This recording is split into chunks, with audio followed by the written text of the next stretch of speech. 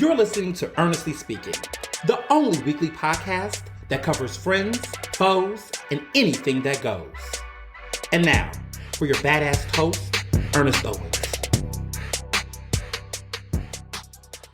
It's a new day in America, but then again, I am black and I am queer, so, it's pretty much Washington back to usual, said CNN. A return to normalcy.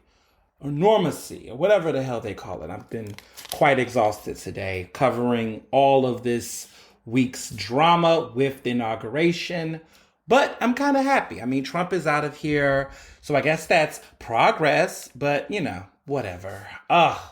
So let's get to it. I mean, what is the topic this week? The inauguration. I mean, goodness, last week it was a damn impeachment. The week before that, it was an insurrection. I mean, it's all kind of shit going on. I mean, it has been a interesting 2021, a momentous 2021 to say the very least. And what a time to do a podcast. I am so happy I did this podcast this year. Like, this was a New Year's resolution and it is happening and consistent. And I must say, before I really get into all this, thank you all for listening, subscribing.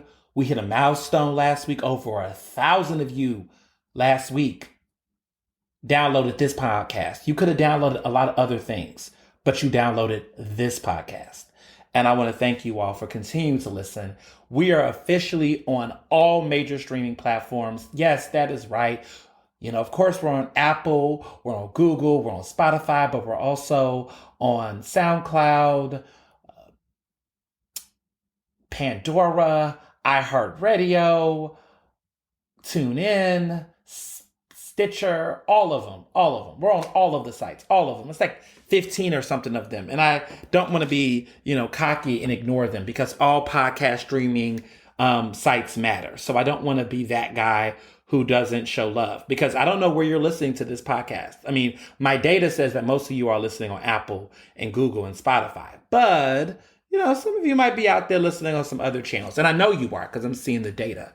So I really want to take some time to shout out all of the great people who have been showing love and doing the great work. And that's something that means a lot to me as I begin to pursue expanding this. It's on the charts. You guys are listening. It's awesome.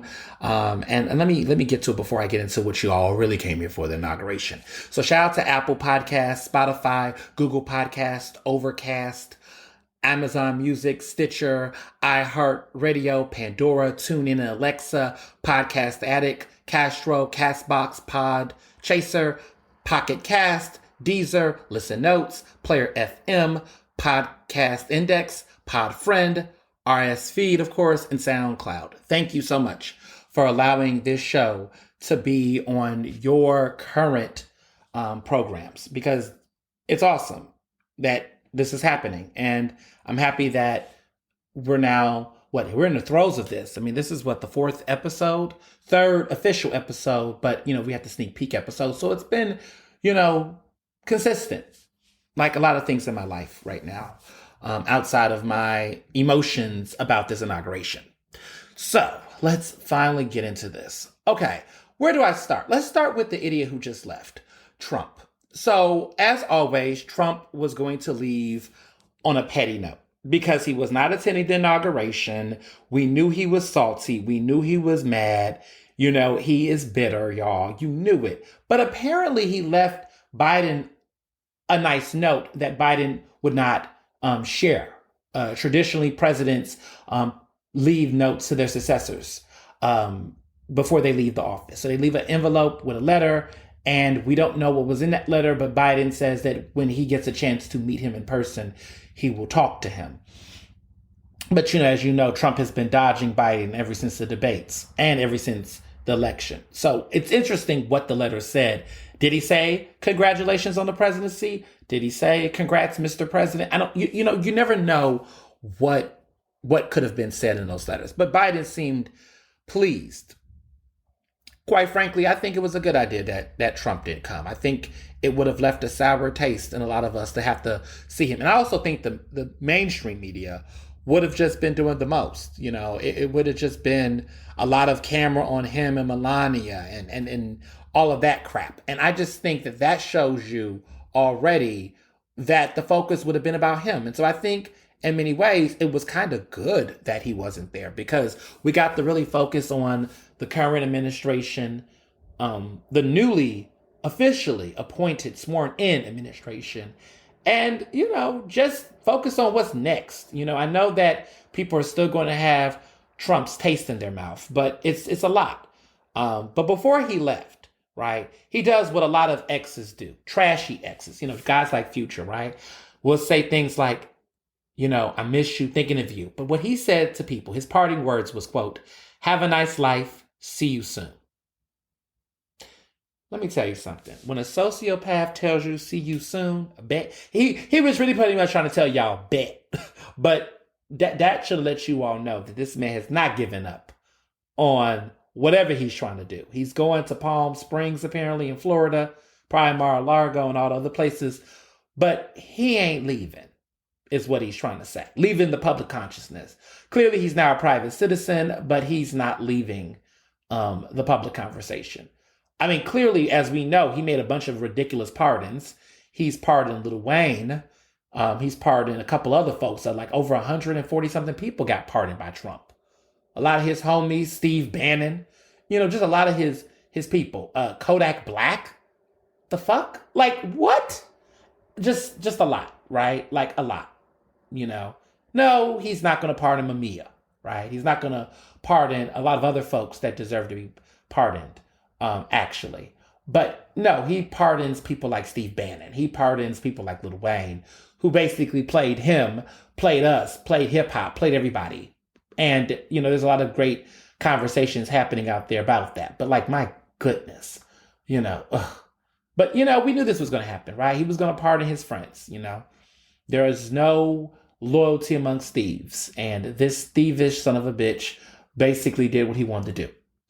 So he pardoned them. Notably, Melania, okay, who was been over being the first lady, okay? She was over it for a minute, tired of Christmas decorations and everything else. She was not going to do the iconic way. There's nothing iconic or symbolic about their departure because they left early before the show. They got the boot. But she wasn't even doing all that waving. She was like, let's go. She's like, I'm tired. Let's go. Let's go. And as you should when you've done a disgraceful job. You should just exit. You shouldn't even come to inauguration. So she knew she was tired. She's tired of standing. She was tired 4 years ago when she was at inauguration. Y'all saw her facial expressions. I don't care what they said was said. She was over it then. She was over it now. She's been the most consistently over it person in the entire Trump family. I mean, this man's out here thanking his family, the family he put on. And then they're talking about Ivanka is trying to aspire to a political career. Ha! But you know what's crazy? In 2021, anything is possible. So I'm not even going to really laugh at that because at this point, white people have made anything happen, including Trump, President Trump happen. So listen, Ivanka might get it. Who knows? Listen, we have seen worse, like her father. So I don't know. We'll see what people do. We'll see what people do. But he told people to have a good life. And apparently he's, not over. He's trying to create his own political party. There's some patriot crap I'm hearing about. He wants to start his own political party, which, I mean, what is it? The KKK revisited? I mean, what is it? Is it Neo-Nazis Unleashed Part 3000? I mean, because they haven't really stopped terrorizing the country, but I guess they're on a new tip. They got a new leader. So I don't know. I don't know what his plans are, but quite frankly, I'm happy that one aspect is that we don't have to obsess over him as much. I mean, part of the obsession with Trump from day one was because he was a sitting United States president. So, a lot of people were like, why is everybody obsessed over Trump? There were elements of obsession, I'll give you that, because to some degree it was like, okay, enough. And that was a lot of people. But then there was also the element where he was a fucking president. Like, he is a world leader. I didn't say he was a great world leader, but he has immense power. And that can't be underestimated just because you didn't like the person, you don't like the guy. And I also, in some ways, felt like some of that information should have been covered because it showed you how backwards America has been and was even further. It was progressively regressive, if that makes any sense.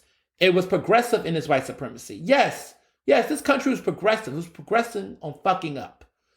And that was what they did. And there was a moral regression. But then again, was it? Because I hear these CNN commentators and these MSNBC folks talk about a return to normacy. Like, what normacy? A return to Washington as usual. Washington as usual before Trump was a fucking mess. It was a swamp. He didn't drain it. He didn't achieve anything. But the element of Washington being a problem before Trump got elected was true then and still true now. And whether you're dealing with Democrats or Republicans, the shit is a mess. The way that this country governs, the way that politics is carried out, is still a mess. He just was not the guy for it. A lot of people, white people, let me be clear, voted for him because they didn't want a woman as president. They didn't want to see a black man set the next years of presidential power. And the clapback comes from Obama being to be like, he wanted to put the person he really wanted on from day one. I'm not trying to throw shade. I'm not saying that she wasn't ready, because that's not what I'm saying. But let's be clear. The real chess move was for Biden to be after Obama. Period. I think privately, in my opinion, they made a deal that was how it was going to go down. And Biden had his own trauma. Biden is a man who lived through a lot of trauma. He's lost his wife, his child, his first marriage from a tragic incident. Then he loses his son, who was like his shining star. Really is, in my opinion, I think the son he's the more proud of, because Hunter, good Lord. But I think he was really proud of Bo. Clearly, I think that was his favorite. I think that's his favorite son, in my opinion. I think what happened is that when Bo dies, Biden can't run. And so I think that's when everything changed. And then Hillary was like, I'll do it again for like the third time. Second time? Third time? Second time. I've lost track of all of Hillary's ambitions. But she definitely has the resume, and she definitely was a better candidate than Trump. So I'm never going to take that from her. But I think that I would say Obama did not come into the White House thinking that she was going to succeed him. I think he was thinking of Biden. And when that didn't work out, Hillary was the next viable option, which is true. She was really the next viable option. There are going to be some bros who are going to be mad at me saying that. But listen, we'll get to him in a minute, and him sitting on that chair looking like the Grouch. That stole Christmas. Just saying. So I think that essentially people talking about a return to Washington, that doesn't really sit well with me. I don't care who it is. Leslie Mack, who is an incredible organizer and a Black woman who has done a lot of political work and community work and activism, was speaking about the not replacing a cult of personality with a cult of personality. And that's important, right? Like, don't get obsessed over the levels that was what Trump was, and then turn around and turn into a new mania about what Biden is and what he represents. We got to hold every elected official accountable when they get elected. The people you like and the people you don't like. The people that you prefer over others, you can have a little grin, but also still recognize that sin. Have a grin, but recognize the sin. If they are doing things that are setting us back, you got to get on their ass. And even more so, because you know that they know better and you know that they can do the work. And that's important. That matters. And we have to really get serious about opening up those floodgates and those opportunities. And so let's do that. Let's really get serious about the communication. And let's get serious about being more transparent. Because a lot of times people do not do that. And I think that's very important, to everyone. Like, we need to do that. Like, you all know, those who listen to the sneak peek episode, that talks about who I am in full depth. So new listeners, please check out the sneak peek episode. I talk about my life, my politics, and everything in more depth. But as you all know, Biden was not my first pick. But he's here. And when it was between him and Trump, I picked him. Period. Point blank, the end. Because at the end of the day, I was not going to do another 4 years of Trump. But that being said, that didn't mean that I could just go to bed at night and just forget about the White House, forget about this administration. Because as a Black queer millennial, I know that my life and the things that mean a lot to me is still on the line. Because in my reality, Democrats and Republicans has fucked me over in my family and my generation and my ancestors and my grandparents and my parents. Like, they both have made policies. There has been fuck ups on both sides. There were not fine gentlemen on both sides. There were fuck ups on both sides, including some of the decisions that Biden made in the 90s. But we have to still keep that same energy because unlike the many Black and brown people who have died through mass incarceration, poverty, gun violence, police brutality that is still being uplifted, even in an inauguration, the police state is being uplifted. These people, people like Mitch McConnell, people like Joe Biden and others continue to stay in office, continue to have political power. And so it is important that we still continue to keep our eyes on them, right? The inauguration is over and it's time to talk about revolution. Continue to talk about revolution because the change still needs to happen. But the best way to describe the inauguration in many ways was trite.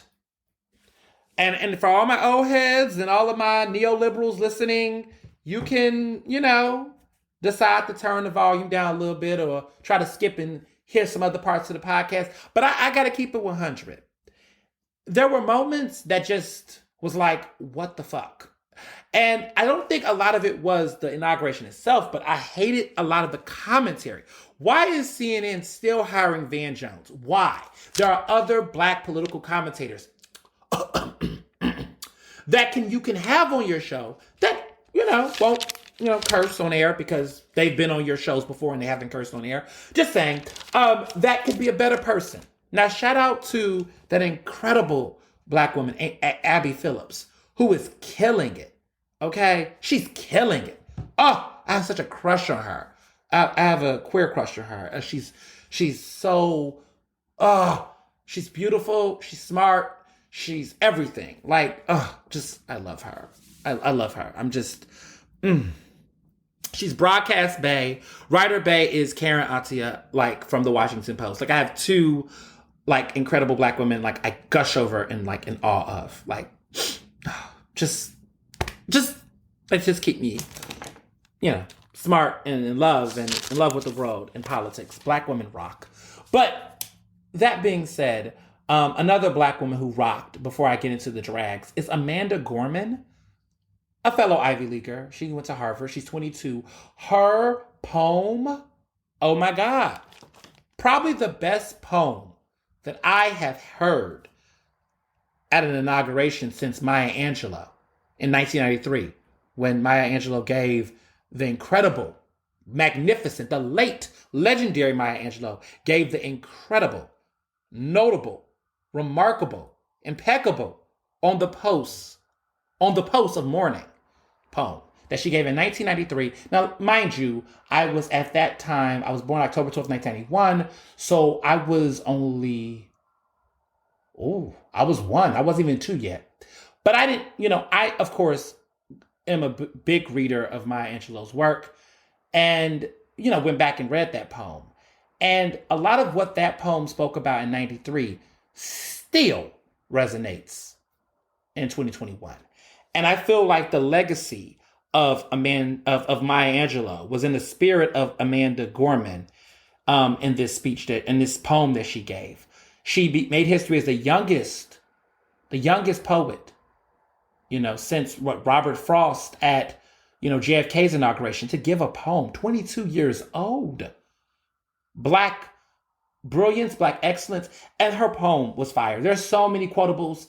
I hope that you all are saying her name when you all quote her, because I saw a lot of people just putting out quotes. Say her name. Give her credit. Give her licenses to those t-shirts that y'all about to make. Please stop doing. Give her that. You know what I'm saying? She was the reason that I watched personally.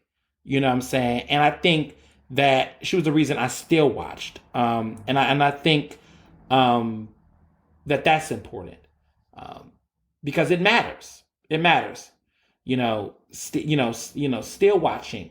It was important for me, and her poem was everything. One of the quotes that she said, and it sticks with me from that poem, was, "Quiet is not always peace." And that's gonna so much, so deep, such a statement, but so deep, and people really don't understand that. But quiet isn't always peace. The silence of white people who have continued to see oppression happen in this country, that wasn't peace. That was complicity. The silence of those Republicans who think they know better led to a coup, led to sedition, led to all of those things. That silence was violence. It was not peace. And Amanda spoke to that. She spoke to that in ways that is beyond just politics, but just how we live, right? This idea of peace and quiet. This notion that silence is always golden. This notion that children should be seen and not heard, for this is apparently peace. All of those things that we've been taught about things being quiet isn't what we know. And some people have weaponized silence and being quiet as ways to suppress people from rising up and speaking out. And right now, do not let people tell you that the quietness of Biden's presence should automatically make us quiet on speaking out against the things that we know need to continue to happen. I think we should actually be louder. I think that we should actually even be more aggressive, because at this point, it's not like Biden ain't been in the White House already. He's been there. He's gotten another chance to be there. I mean, my goodness. The only other president in recent history that has had the experience to experience at least 12 years, or soon to be 12 years in the White House, was the first George W. Bush. He was the vice president to Ronald Reagan, the late Ronald Reagan, spent 8 years in the White House. George Herbert Walker Bush only served one term, of course, and he lost, of course, Bill Clinton. That was 12 years this man got to be in the White House. Biden gets to have another 4 years, which gives him 12 years, but he got to take a 4-year break. I don't know if it's wise or smart for him to do another, because he's already 78 years old. And that means he'll be 82 getting out, and he's going to go 82 to 86. It's not ageism, y'all. We just got to be real about transition. So I don't know if he's going to do 16 years full throttle. I think maybe it'll be 12 years for him too, and I think that's wise. Speaking of an interesting full circle moment, John Ossoff, who is the first Jewish senator to be elected from Georgia, who won the runoffs alongside with Raphael Warnock, who also won his race as well. The first, he's the first black senator from Georgia. They both made history. But John Ossoff is 33 years old. He's a fellow millennial, and he is the youngest person to be elected to the Senate since Joe Biden, who was 29 years old when he was elected in the 1970s. So Joe Biden becomes now the oldest United States president in our history to be elected, to be sworn in. And so it's an interesting full circle moment for politics, and just interesting about age diversity and the changes and all of those things. It's interesting, and it's progressive, and it's promising to a certain extent. Let me be clear, not all the way, but that aspect that we're seeing a slight turn and change of the guard is promising in certain senses. So back to this inauguration, because I got to say a couple of things. I don't want to get into the petty yet, because I really do want to focus on some important major parts. There was a lot of rhetoric around bipartisanship. And y'all, I don't see it. I don't see it. There was this, oh, Mitch McConnell went to the church with Kamala and Biden, and they both went to church, showing a bipartisan gesture, a sign of bipartisanship. Let me tell you, motherfucker, something. Bipartisanship should only be discussed when policy is being compromised or changed or worked on or something of that nature. If it's not policy, we don't talk bipartisanship. Because, like I said on Twitter and like I said on social media, saying that Mitch McConnell is going to church with Biden and VP Kamala, right, is not an act of bipartisanship. Just say that those two went to the church with a snake that did not hiss. Because pretty much we know at this point Mitch McConnell is a snake that hisses. And he keeps playing. He keeps playing, y'all. Like he's now Minority Leader Mitch McConnell. Like there's no more incoming. He's Minority Leader Mitch McConnell, who is bitter as fuck. And he's bitter because now Majority Leader Chuck Schumer is now about to get in that ass. And so all of the politics and all of the things that we've seen, why are we saying that when literally 2 weeks ago, we saw what we saw? How is we are using the word bipartisanship? I would personally say we should omit the word. Because at this point, anything that the Republicans do with the Democrats really isn't bipartisanship. It is political reparations for fucking up shit in Congress. But it's not reparations to black people, mind you. Reparations is a term that isn't only related to black people. It's a term, but they're paying political reparations to the Democrats. And they should be paying reparations to black people as well. But, you know, again, what we want and what we get are two different things. But long story short, with that, they kept going with this bipartisan shit. So then they was with Mike Pence. Oh, Mike Pence showed up to the inauguration. Mike Pence being there, you know, respecting the ceremony. It was a lot of civic religion, or as we call civil religion, which I learned at Penn in one of my classes. This idea of making all this pageantry and this pomp and circumstance that mirrors that of ritual of a religion. But this time it's American religion. And it's just, I don't like it. I don't like it. When I was younger, I thought that was just so grand. But now not in a country that have enslaved my people and still have yet to pay back for it. Like, I just don't like it. I don't. It just makes me cringe. And there's people that live for that. Look at the people walking down this country. We're on stolen land, right? We're on stolen land. Indigenous people are finally getting positions in the administration, and we're so happy about that. I cannot. But one of the things that's really been so, just annoying is that there's all this talk about Pence being there, and Kamala looking at him and has her hand on her chest with her mask on. I mean, all of this performative stuff. And a lot of this trite talk that's coming from, of course, the major media outlets, some of them, just really over the top, really why do we have all this extra analysis? Because it's bullshit. And Jake Tapper was one of the few that I noticed that made the mention that, we shouldn't be acting like Pence is a hero here. 2 weeks ago, he was in the process of denying this election. Like, Mike Pence, let's not forget, was in Georgia before the insurrection happened that weekend before the insurrection. And Georgia still out here acting like the election was being stolen, knowing damn well it wasn't. So all this chitter chatter, and apparently he left Vice President Kamala Harris a letter, even though I don't know if it's tradition for vice presidents to leave things to their successors, but he left a letter too. I don't know. What was he? I'm sorry. Like, the fuck? Like, I don't know. But again, like, Pence being there is not bipartisanship. Pence being there is a man who still wants to save face. He was there for his own personal ambitions because he probably think he can run for president next. Then, of course, without a shadow of a doubt, the biggest annoyance was the mention that Ted Cruz was there. Ted Cruz, who couldn't keep that fucking mask on, okay, which was just like disgusting and despicable. And then, I'm being petty, but Bill Clinton, former President Bill Clinton, I was just like, yo, can y'all tell that man to put his mask over his nose?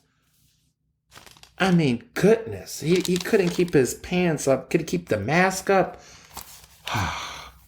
Anyway, um, so Ted Cruz was there. More analysis from these damn it. I'm not even going to call them peanuts because they're lower than peanuts. What's cheap? These damn peanut crumb gallery of of a peanut crumb gallery of commentators getting paid more money than a lot of us to talk a shit. Like, oh, Ted is there, showing up, bipartisan support, showing, acknowledging the president. This seditious motherfucker would, first of all, the big, what are you doing? What are you doing? Sorry. What is going on here? Ted Cruz has not moved on on any of his positions. He's there because he has nowhere else to go. He's there because just like the Lion King, Scar was there when Mufasa was doing his thing and Simba, and then what did he do to Mufasa? That is a snake. Gangsters know, real G's know, OGs know that your biggest haters are sometimes in the same room with you. And they'll go to your shit. How do I know? As the president of the Philadelphia Association of Black Journalists, I had a meeting, and there were some haters and people that did not necessarily care for the fact that this organization was going to have its first openly queer president, one of the youngest presidents in their entire nearly 50-year history, presiding as president in their first meeting. And you know what? They showed up to the meeting. Some of those people who were haters. Because that's what haters do. They say, keep your friends close, keep your enemies closer. Haters are always going to be in the room. That's not bipartisanship. They're plotting. They're plotting. They're scheming. They're looking. They're mugging. They can't take it. And sometimes your biggest haters are your biggest lovers. Ted Cruz is looking at that man because deep down inside, he wants what that man has. He will never get it. Ted Cruz will never be the president of the United States. But Lord knows he might try. And he has. He's ran before. Got disrespected. But Ted Cruz really think he owns something. He really think he doing something.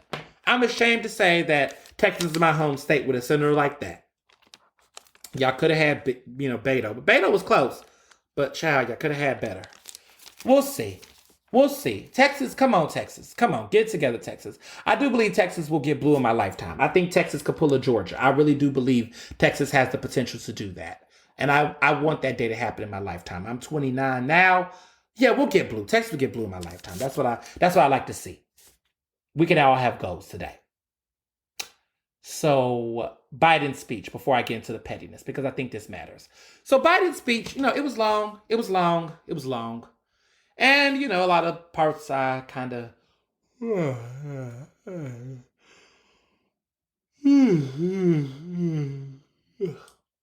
was a lot of that. A lot of him reiterating. People said it reminded them of Lincoln, the best inauguration speech they heard in their life. Okay, all right. I just think that what we have to recognize is that because we've had 4 years of trash, anything that is above the trash can bin is going to always smell magnificent. And that's fine. That's fine. I get it. A lot of my, older, more senior mentors, they live for today. And listen, today was cool. Today was all right. It's cool. It's better. It's better than what we had. But, I'm young, y'all. Some of y'all want to make me complacent. I'm a millennial. We tear up shit. And we subscribe to shit. I'm sorry. I'm not going to be quiet. I'm not going to be complicit. Yes, cool. But I don't have to pledge allegiance or submit myself to the mediocrity and the basicness of all of this, because I know we could have had better. We really could have had better, and we're here, and we're gonna have to work with it because that's what Black people do. We could have had Julian Castro. We could have. And some people, we could have had Elizabeth Warren too, y'all. We could have had Elizabeth Warren. And some folks say we could have had Bernie Sanders. We could have had Bernie Sanders too, I guess. But, we could have had different things. But coulda, shoulda, woulda. And people would say, shut up, y'all should have voted then. We would have did it and y'all would have still suppressed the vote. It was fine. Listen, Biden's the president. Kamala's the vice president. I have to, I am at terms with that. I understand what that means. And I understand that now I'm going to push like hell to get the things that I want to see done to happen. I want to see community do that because Biden promised in his victory speech in Wilmington, Delaware, back in November, Black community have my back, I'll have yours. Oh, we need you to have our back. We're going to need that, sir, Mr. President. You going to have our back? Okay. There's some things you need to get done. You got a long list, but there's some immediate things you need to get done. And I got some interracial issues like canceling student debt that you could do for everybody. But if you cancel student debt for my Black friends, okay, my brothers and sisters, I'm fortunate enough not to have student debt, especially in my undergraduate years. But for my brothers and sisters that still have student debt, you want to get them out of economic disparity? I mean, let me be clear and let me put a disclaimer on this. Student debt, as you all know, is not everyone's crisis, especially many working class people, because a lot of them clearly didn't go to college. So they're not impacted by this. But this is something that does impact a lot of the upper, the middle class, right? And those that graduated, right, that are now struggling between jobs because they got that degree and they got impacted by a lot of predatory lends and things like that. So it's an issue that will impact the economy in a major way, and he needs to get serious about it. Okay, $10,000, bro, that ain't happening. I'm gonna need to see 50 or more. Okay, 50 or more, but 10,000, that ain't shit. That ain't shit, and you know it. You know that $10,000 off of student debt in 2021, Mr. President, is not it. It's not. Now, like 1980. Oh, child, that would have done a lot, but it's 2021. That's like the entrance fee, or the housing situation. I mean, that's not anything for folks out here who really were struggling. So do something on that. I mean, these executive orders are cute. The Muslim ban is phenomenal, right? Making sure that people are wearing masks in federal buildings, not spreading their germs, and making cities do a challenge is impeccable. But there's more, right? The Paris Agreement, climate change, hell yeah, right? Signing up to us back to the World Health Organization, congratulations, right? But we got other things. We have other things on the agenda. There's stuff that you need to do domestically too that's going to really, really, really impact us. And you need to get Congress in line, and you need to get Senate in line. And guess what? You have currently the Congress and the Senate. It's now Democratic control. Use that. Get this done. Obama did that with Obamacare. Get it done. Have your Affordable Health Care Act. Get us an Affordable College Debt Act. Something. Okay, we want Biden tuition care. Okay, make that happen. Biden care for tuition for those people. Because when I hear my stories, my friends be talking about loans, y'all. Listen, one of my friends are gonna kill me. I was at a dinner party a couple years ago, and I just remember want to have a really great BYOB dinner. And, so I'm a Southerner, and, one of the things that we learn at the dinner table is that you don't talk about money, you don't talk about religion, you don't, etiquette. And it really is about trying to, you just know what conversation to have. And I was just very, we had a dinner party, irked that there was just this conversation about loans at the table while we're trying to talk about, more social party things. And it was just like, guys, it was just a lot. But it ended up being a bigger conversation, and, it's tough out here. I'll say that. And I just think that it's just really important to address this issue and to make sure that we all recognize people's experiences. I'm debt free, not because of the fact that I'm rich. I didn't come from money. And of course you all know that in the sneak peek episode, but because pretty much, I got need-based, financial aid from the University of Pennsylvania, which I went to a Ivy League school that had an endowment that allowed me those resources because I came from a working class family. That being said, there's been this push to get people to go to more HBCUs. And I'm never going to complain because Lord knows I would have wanted to consider going to an HBCU. But as you all know, that woman named Sally Mae is no joke. And I would love to see all this hype about HBCUs. Y'all need to put money in HBCUs, and not just the federal government. Some of you celebrities and famous people who got all this money, where is your endowment? Are you donors? Are you giving back to support your alma maters? Because those schools do not have the type of endowment money that allows them to provide really good financial aid to support students in mass. And so if you really want to get serious about creating more HBCU scholars, which there are many who have come from HBCUs and have went to some of the top tiers, okay, the Spelmans and the Morehouse, that's great.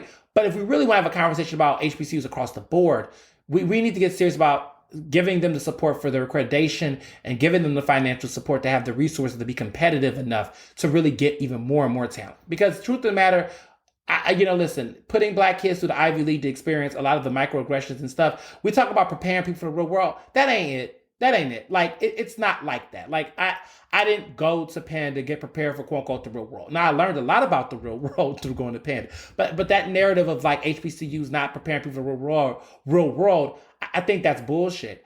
But what I will say though is that when I think about preparing people for the real world, having these kids walk out with immense debt is not preparing them for a real world.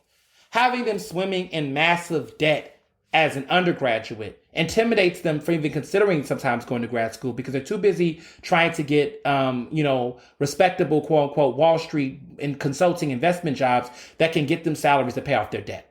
I can't tell you how many people I know that went to HBCUs that either was like, fuck it, I'm just going to be in debt for the rest of my life and I'm just going to keep going for degrees. And some that were just like, you know what, I'm trying to get that corporate job. I'm trying to be that CEO. And a lot of that was driven by the fact that they wanted to make money to pay off debt. I mean, our whole life shouldn't be just paying bills and paying taxes and paying debt off. I mean, there should just be more. And so I just really want to see people who talk all this HBCU stuff, make sure that you're donating to HBCUs to keep them afloat, especially alum that love to rock their sororities and all this stuff and fraternities. Okay, but are you putting money in outside of just getting a ticket to Howard Homecoming? Because you should be doing way more if that's your school. I'm just saying. I don't really need to give money to Penn like that because we got a lot of white billionaires that do that. And honestly, I'd rather put my money in Black nonprofits or organizations. So to be very clear, I don't donate to Penn like that. And when I do donate to Penn, I specifically donate to Black programs and resource centers for Black students. Like I'm not going to give money like that. And if I am one day a donor, I've always made a joke that if I was super rich, if that ever happened, that I would donate to Penn and create a center for social media research and literacy, and create a program and center for that. That would be my dream. That it would be about social media and research on that, because I do think there's like more data and research will come on social media, and it will be the Ernest Owens Center for social media or something. And that's something I've always, cool dream. We can all dream out loud, right? So, let's see what happens with that. In addition, there's a lot of, like I said, there was a lot of conversations about bipartisanship and unity. And, listen, I get what Biden's here to do. Biden's here to calm down white people that he believes he can calm down. Look, they done turned on YouTube. White supremacy done turned on Biden too. Everybody wants to sit up here and act like it's only coming for Black people. But listen, they coming for everybody who is not with the bullshit. Interesting enough, the Proud Boys have already began to cut ties with Trump. Many of them are messaging people and saying that he's a failure, he's a loser, we don't support him anymore. So they looking like they want something harder than Trump. There's also the QAnon people who have been putting all kind of crazy, ridiculous conspiracy theories out there. And those people, oh my goodness, they're gung-ho too about trying to get this, insurgency shit continuing. And they're like completely cannot take it that Biden is the president of the United States. So it's a lot of anger and rage and craziness. But Biden's going to do what Biden's going to do. His executive orders, like I said, are very notable. When he signed them today in the White House, in his office, he had Cesar Chavez, who is that incredible labor advocate, Latinx leader in the community that fought for workers' rights. Okay, before it was sexy and grand. Okay, before grapes and reek, he put the people first. Legend. He also had FDR framed. He also had a bust of MLK and others. And he acknowledged MLK. I think he had a JFK in there somewhere. Benjamin Franklin is somewhere framed in there. He's got an interesting office. But people have been talking about his office and his bust and all those good things. So can I just start talking about the standouts of what was pretty much a very interesting inauguration? Can we give a round of applause to Michelle Obama? Because Michelle Obama, okay, forever First Lady Michelle Obama. We love you too, Dr. Joe Biden. But, well, you know, it's interesting. I mean, listen, shout out to Joe Biden, Dr. Joe Biden, okay? She was a second lady and now she's a first lady. She moved on up. She didn't have both of the roles. Which is like just like Barbara Bush. Barbara Bush had both of the roles. Barbara Bush was a second lady for 2 years. For 8 years, and then became a first lady. So Barbara Bush know a little bit. They, listen, them first ladies. But forever First Lady Michelle Obama, let me tell you something. Out of all of the madness and the chaos that has happened over these years, the one consistent person. Okay, more consistent than Obama, because listen, Obama has gotten on my nerves. Michelle Obama has been the most consistent, okay? Yeah, she said when they go low, we go high. But Michelle, listen, she's going to be a voice of inspiration for everybody. But she's been consistent. And, she just took over. Like, she just slays. She comes out there with this plum attire with the label belt, the signature belt, that gold buckle popped, hair laid for the gods. And stop saying that shit if you are not from the queer community, because that is our term and that is our phrase. It was laid for the gods. You cannot say that. Stop appropriating it. It's our term. Her hair was laid for the gods, and she slayed. And her husband was there looking really good, like a nice daddy arm piece. But they just came in there like, you know what, this is really what we did. And we want y'all to know that it was us who made this happen. And you're welcome, Harris, you're welcome, Biden.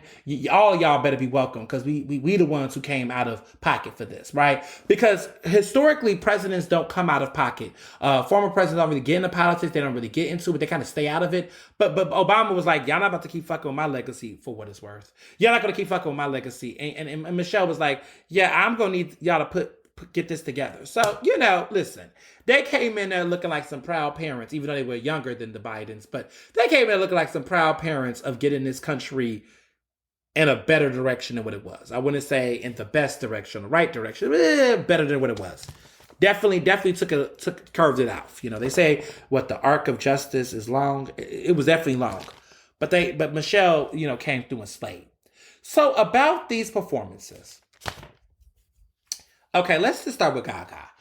Gaga is going to do what Gaga does. Okay, Gaga is always going to give you a show. She's always going to give you a Broadway performance, complete with Broadway long dress, looking like it was from the Hunger Games. Okay, that they were like, what's that bird? That gold bird? Honey, that's a mockingbird. Honey, that's a mockingjay. Whatever the hell that was. Okay, that was in Hunger Games. She was there to storm the Capitol, honey, with the hair. She knew what she was doing. And she was great. She sings well. She's done the inauguration. No, she's done the national anthem before, clear the Super Bowl. That was her first inauguration. And, listen, she delivers. And, Gaga's gonna Gaga.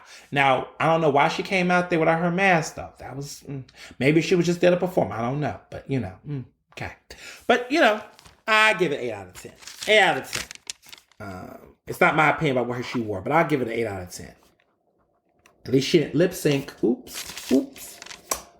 Inside if you got that joke. J-Lo. No, you know what? Hold on, J-Lo. Garth Brooks, because we're going to do this in ranking order. Garth. Listen, Garth. Let me just say this. Garth Brooks is a very progressive country singer. In the 90s, he was supporting marriage equality, he's speaking out about racial justice, included clips of MLK in his videos. He's spoken out about a lot of things before it was very glamorous and sexy. And he still sold records. One of the highest selling artists of all time. Okay? Put some respect on Garth Brooks' name. But Garth, dear, come on. Mr. Brooks. I don't know what you was thinking by singing Amazing Grace. And I didn't know you was gonna sing that. I mean, you could have sung one of them songs that when J-Lo sung, to be honest. Amazing Grace should have been sung by Jennifer Hudson. What has Jennifer? I mean, Jennifer Hudson. Listen, the Gaga has become Jennifer Hudson as far as getting booked for all these programs. I don't know. I mean, Gaga has reinvented herself to a certain degree. I'm not gonna call her a sellout because she still be trying to give stuff like Chromatica out there. But Gaga really plays. She's evolved. I mean, her Tony Bennett. Like, it's something about how she's able to give us crazy hair and makeup, but then somehow she transforms into this prim and proper songstress. It's interesting. Gaga's career is interesting. It's definitely like, okay, she wants to be Barbara Streisand, but she wants to be Madonna. It's interesting. Interesting. But she's starting to get these bookings, and I feel like Jennifer Hudson always gets bookings. But it would have been interesting to see Jennifer Hudson sing Amazing Grace at the inauguration. Just saying. Garth, I get it. You want to unite the country. There was a lot of that uniting the country. But I really felt like we should have heard some black vocals. After all of the shit we done dealt with, we deserved some good old black soulful vocals. And there was plenty of black women who should have got a chance to sing, okay? Chrisette Michele, they should have brought her back. Sister deserves it. And deserves another check, a better check. All right. Last but not least on this topic, J-Lo. Jennifer Lopez, honey, I don't know what she was doing. I don't know what she was doing sitting outside the Capitol building steps with that pose with Alex Rodriguez. You know, A-Rod, girl, I don't know what you're doing. I don't know what's going on with J-Lo. I don't know if J-Lo's having an existential crisis. I don't know if it's because she hit 50. I don't know what's going on with J-Lo. But honey, what was that? And there's some people that liked it. Okay, I get it. I get that they wanted her because she's a Latinx vocalist. Let me take that back. Not vocalist, a performer. There's plenty of Latinx musicians that have great vocals. Okay? Y'all could have brought Gloria Estefan back. Y'all could have brought so many others who have come in this industry. I mean, listen. I mean, Ricky Martin is not much of a vocalist. Maybe her ex-husband, Mark Anthony, could have came out. I don't know. Enrique Iglesias, Shakira. Like, could we get somebody with some vocals that or could have gave us something with some, I don't know what, J-Lo be really trying it. Now, let me say this. J-Lo was not terrible. But could they have called Ashanti, who was actually J-Lo's black vocals, who was basically J-Lo's voice for, like, I don't know, most of her grand hits in the early 2000s? They could have called somebody, okay? Hell, they should have got Mariah out there, okay? And y'all been trying to shade Mariah, but Mariah's been coming back with her vocals. And listen, Mariah should have been called if y'all was going to go that direction. Or what about that other Latinx performer, Ariana Grande? Joking. She's Italian. She's not Latinx. I bet you if she really was, they would have called Ariana Grande in a heartbeat. They would have did it. If Ariana Grande was actually a black or brown person, or of color, as some of these people like to say, if she was someone who was not white, basically, they would have had her out there. They would have had her out there in a heartbeat. You know, why would she not have done the inauguration? Maybe because, I don't, But he likes Gaga, because Gaga was out there on the campaign trail for him. Now, Ariana Grande was doing a little bit of canvas and stuff, but she plays it neutral.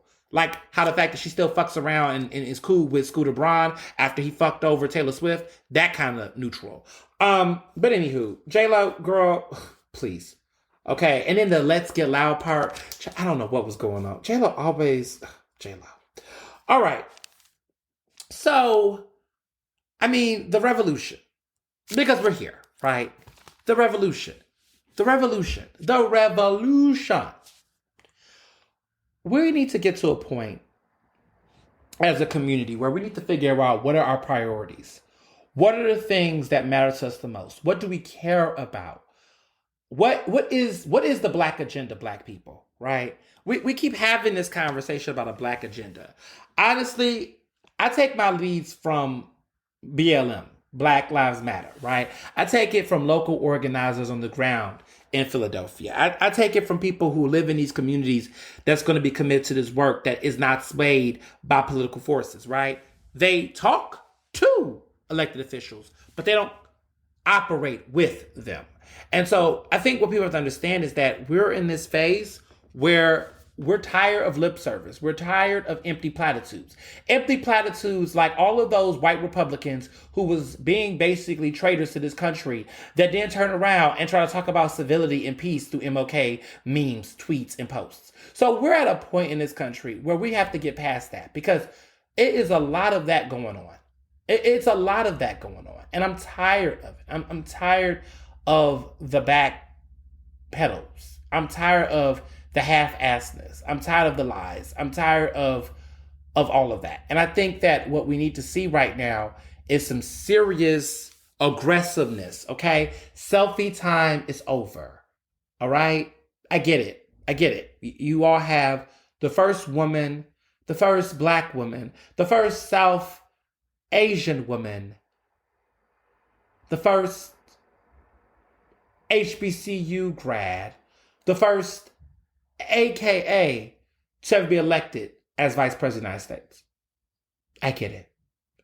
Senator Amy Klobuchar made it very clear to identify everybody's racial identity, nationality, gender, left finger, right finger, hand. I mean, listen, the pandering. And at some point, you just have to just be like, okay, we get it. But let's understand that representation alone isn't reparations. The first Black president of the United States, the first Black vice president of the United States is not reparations to Black people. These are not things that you gave to us. These are things that we actually have to fight for. So if I have to fight for it, that means that it was not a gift. So you don't get credit for it because it would have not come from you if the decision was up to you. Because when we look at how the white people have voted in these elections, really in 2016 or even 2018, there was fights. There were fights. These things were not a gradual or peaceful transition to power. I mean, part of the insurgency is based on that the hell comes when they see melanin and when they see vagina. It's very clear that it's always an uphill battle when you put some melanin in the mix, when you put some women in the mix. It's never peace when you actually get serious about real diversity, right? It doesn't. There's no peace in that process. And there was no peace in this process because come hell or high water, they wasn't going to tolerate seeing us in this position. They didn't want us to be here. They did not want to see this representation. They didn't. They didn't want it. They didn't want it. Who wants to lie right now? Raise your hand and lie right now. I want to see some hands to see if they want it. Let me see your hands. Raise your hand if you really believe that they want to see us. They being those white voters that were quote unquote on the fence.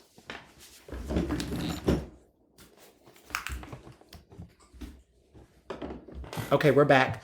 So that shows me, looking at your hands, there's no hands? No hands? Is that someone who was trying to raise their hand? I'm really trying to understand. Was someone trying to raise their hand right now? No? Okay. I was just checking.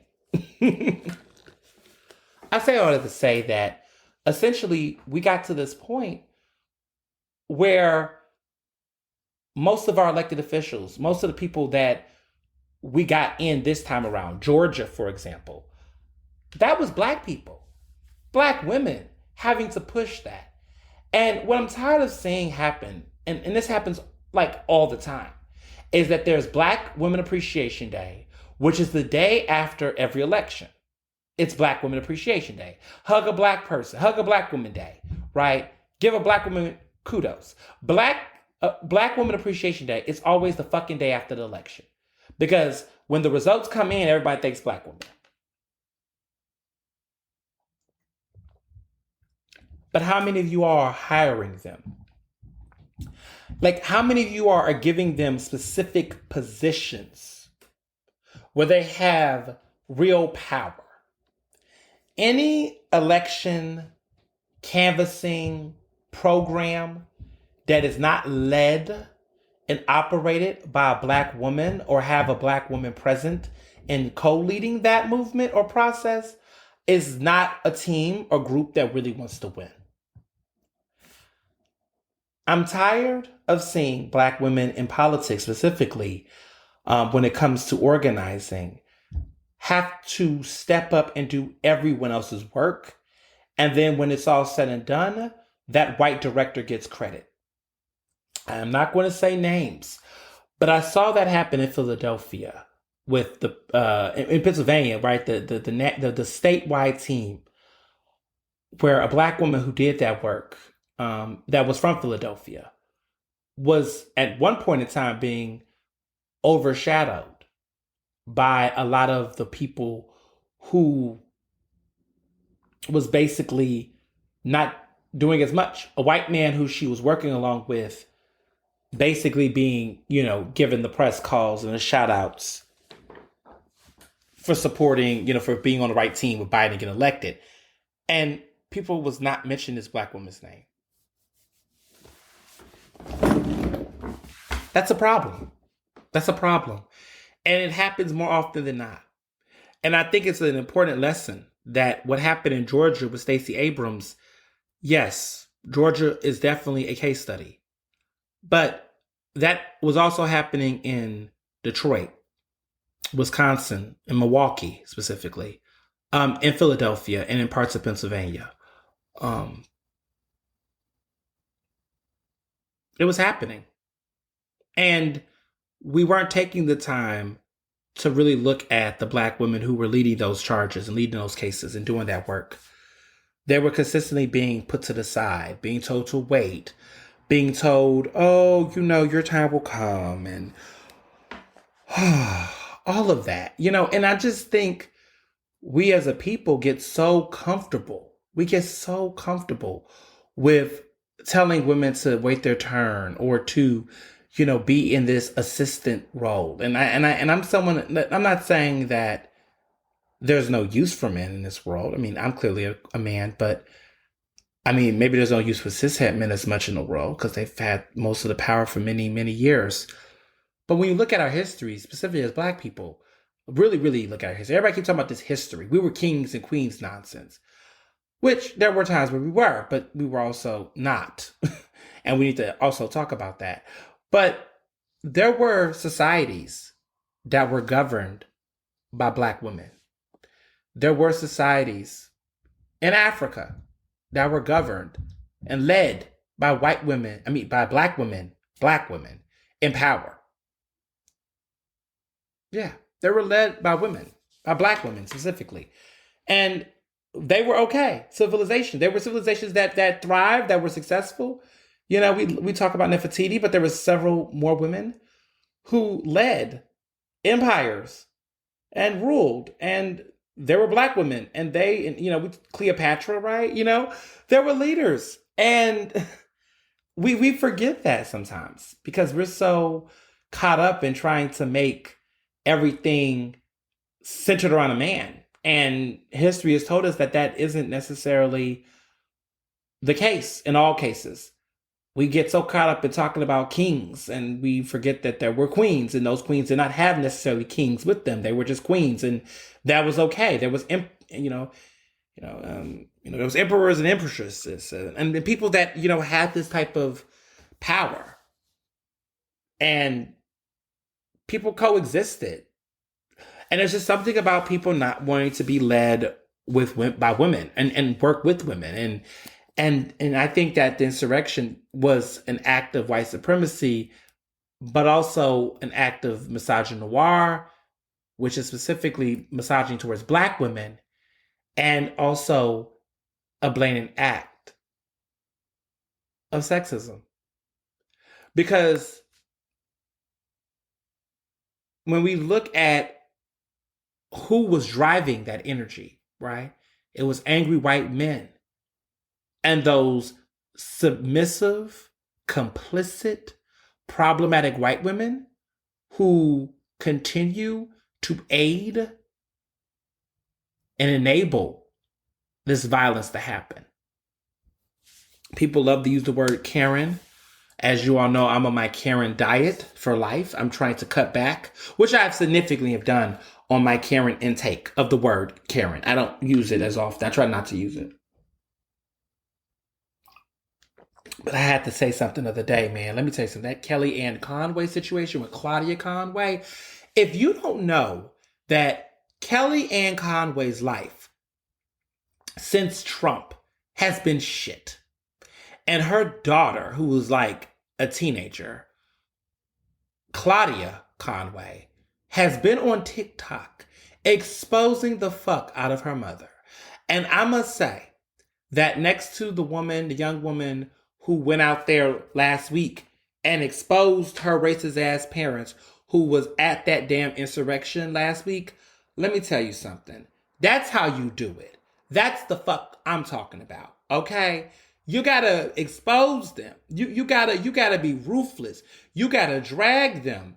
Okay, Helena Duke, or I think it's Helena Duke, or Helena Duke, was a young woman from Massachusetts, the Massachusetts teenager who turned her own family in that was at the insurrection, okay? She turned her folks in. That's what I'm talking about. That ain't snitching. You're doing a service. And Claudia Conway, she doing a service, y'all. She exposing her mother for filth. And it's going to be hard for her mother to really bounce back. It is. She left, and when she left, it was a big old to-do. But her life has not been the same since, okay?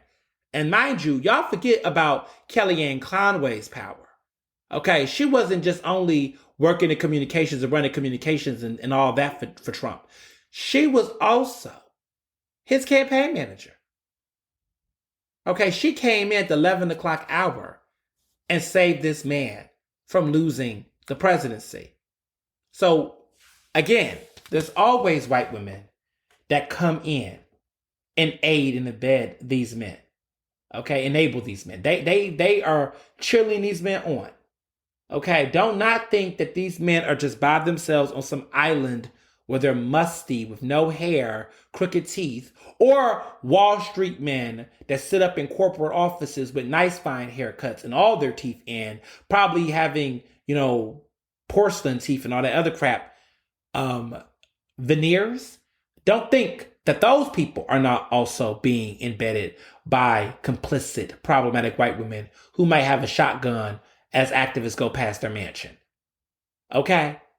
So it's a very embedded situation. But people like listen, there was a situation that recently where Claudia had her TikTok account and she was recording. She created a compilation of all of the crazy things that Kelly was saying.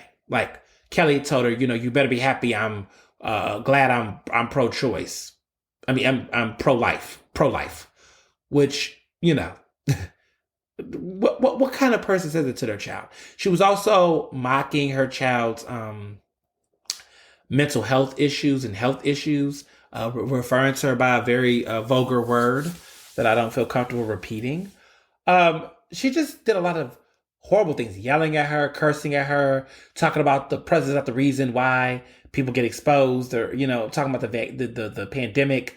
It was just a lot of stuff, and there was a lot of suggestions that possibly Kellyanne had got COVID from that super spreader event, and that was all tied in because Claudia had audio in the background of her mother coughing up a storm, and it was really bad. So it is a lot. And Kelly, I don't even say bless Kelly's heart. Child, Kelly is a mess.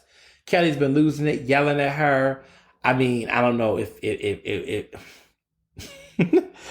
listen, she may have needed a dosage or a resubscription or something. Something's going on over there with Kelly. And the daughter is doing her due diligence, right? She's like, I'm trapped in this house with my crazy ass mother. And she's been trying to get emancipation, apparently, and she's trying to break free from her. It's a lot. It's a lot of white. It's a white hot mess. But just to say the grass isn't green on the other side. But that brings me up to another thought. Because I just have to get this out the way. White people, white liberals, white progressives, what are you now going to do now that Trump is no longer in office? Seriously. Because I can't tell you how many times I had to hear or see. And some of these people listening, some of y'all follow me. So if you think I'm talking about you, I guess I am. Probably not. I got like fucking thousands of followers. But like, if you think this song is about you, it might be. Listen, there are some white people, y'all, and y'all know them in your circle. Y'all know them. Y'all know who I'm talking about. Y'all know these people. That entire existence for 4 years was about bashing Trump. It was like bashing Trump was a personality.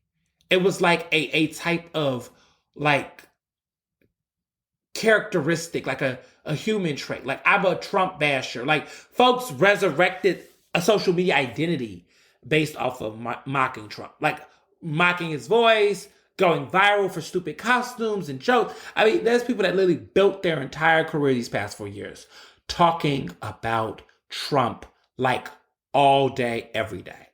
Like, to be honest, this time is the first time in a long time I have even gotten into Trump shit because, I mean, clearly we're in an inauguration, impeachment, all this crap. But there's people who literally spent 4 years and their whole world revolved around him. And they were not paid journalists or reporters or anything like that. But personalities that did that. And I'm just thinking to myself, what are y'all going to do now? Because when y'all want to talk about Trump, I was talking about white supremacy. When you all want to spend all this time talking about one statement Trump made or all of this, I was talking about white supremacy.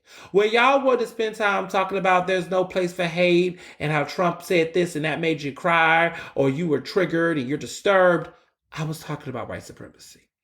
And so the answer is white supremacy.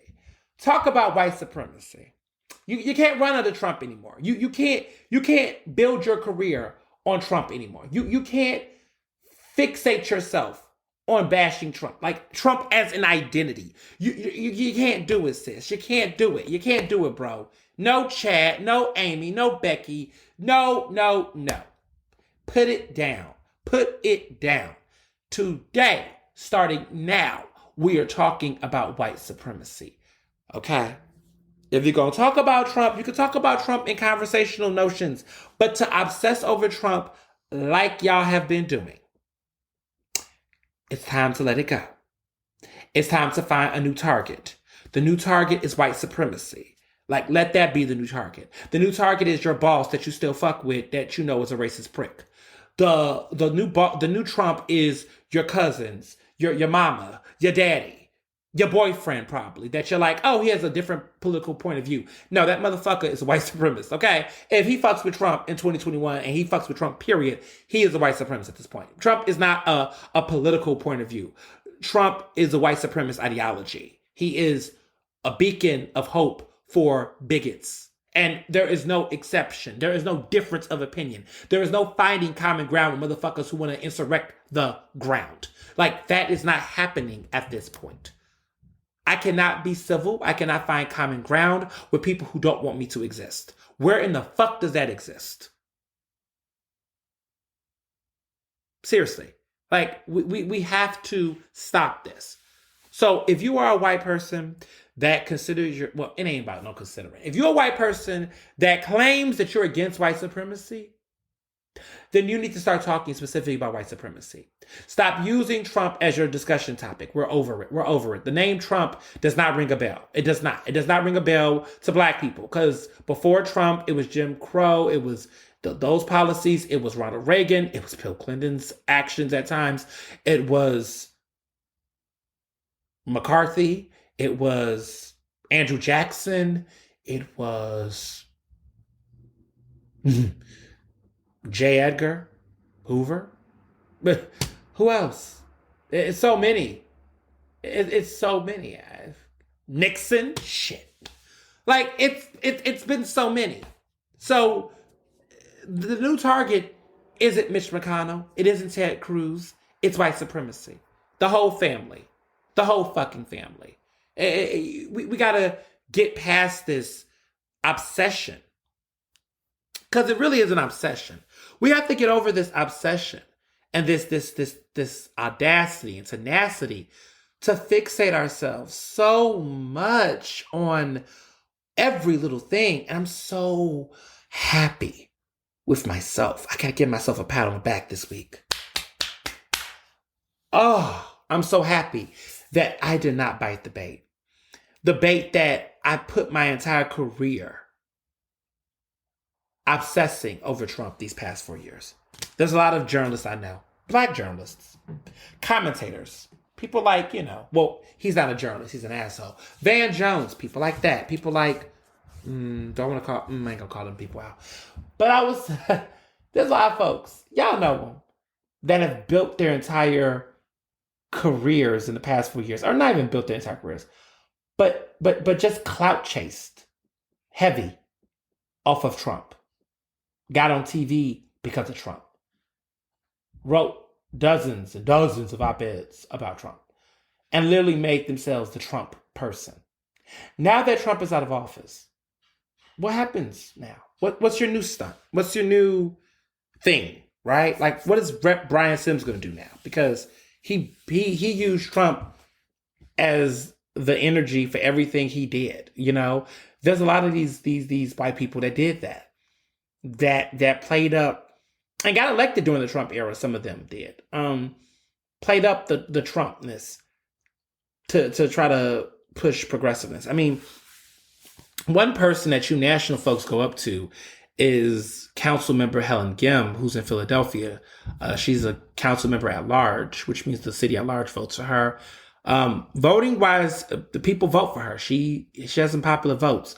A lot of people voted for her. She's got some great numbers, but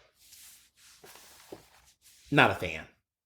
Not a fan. And the people that know me know I'm not a fan of Helen Gim because I have just found her to be very disingenuous in her delivery.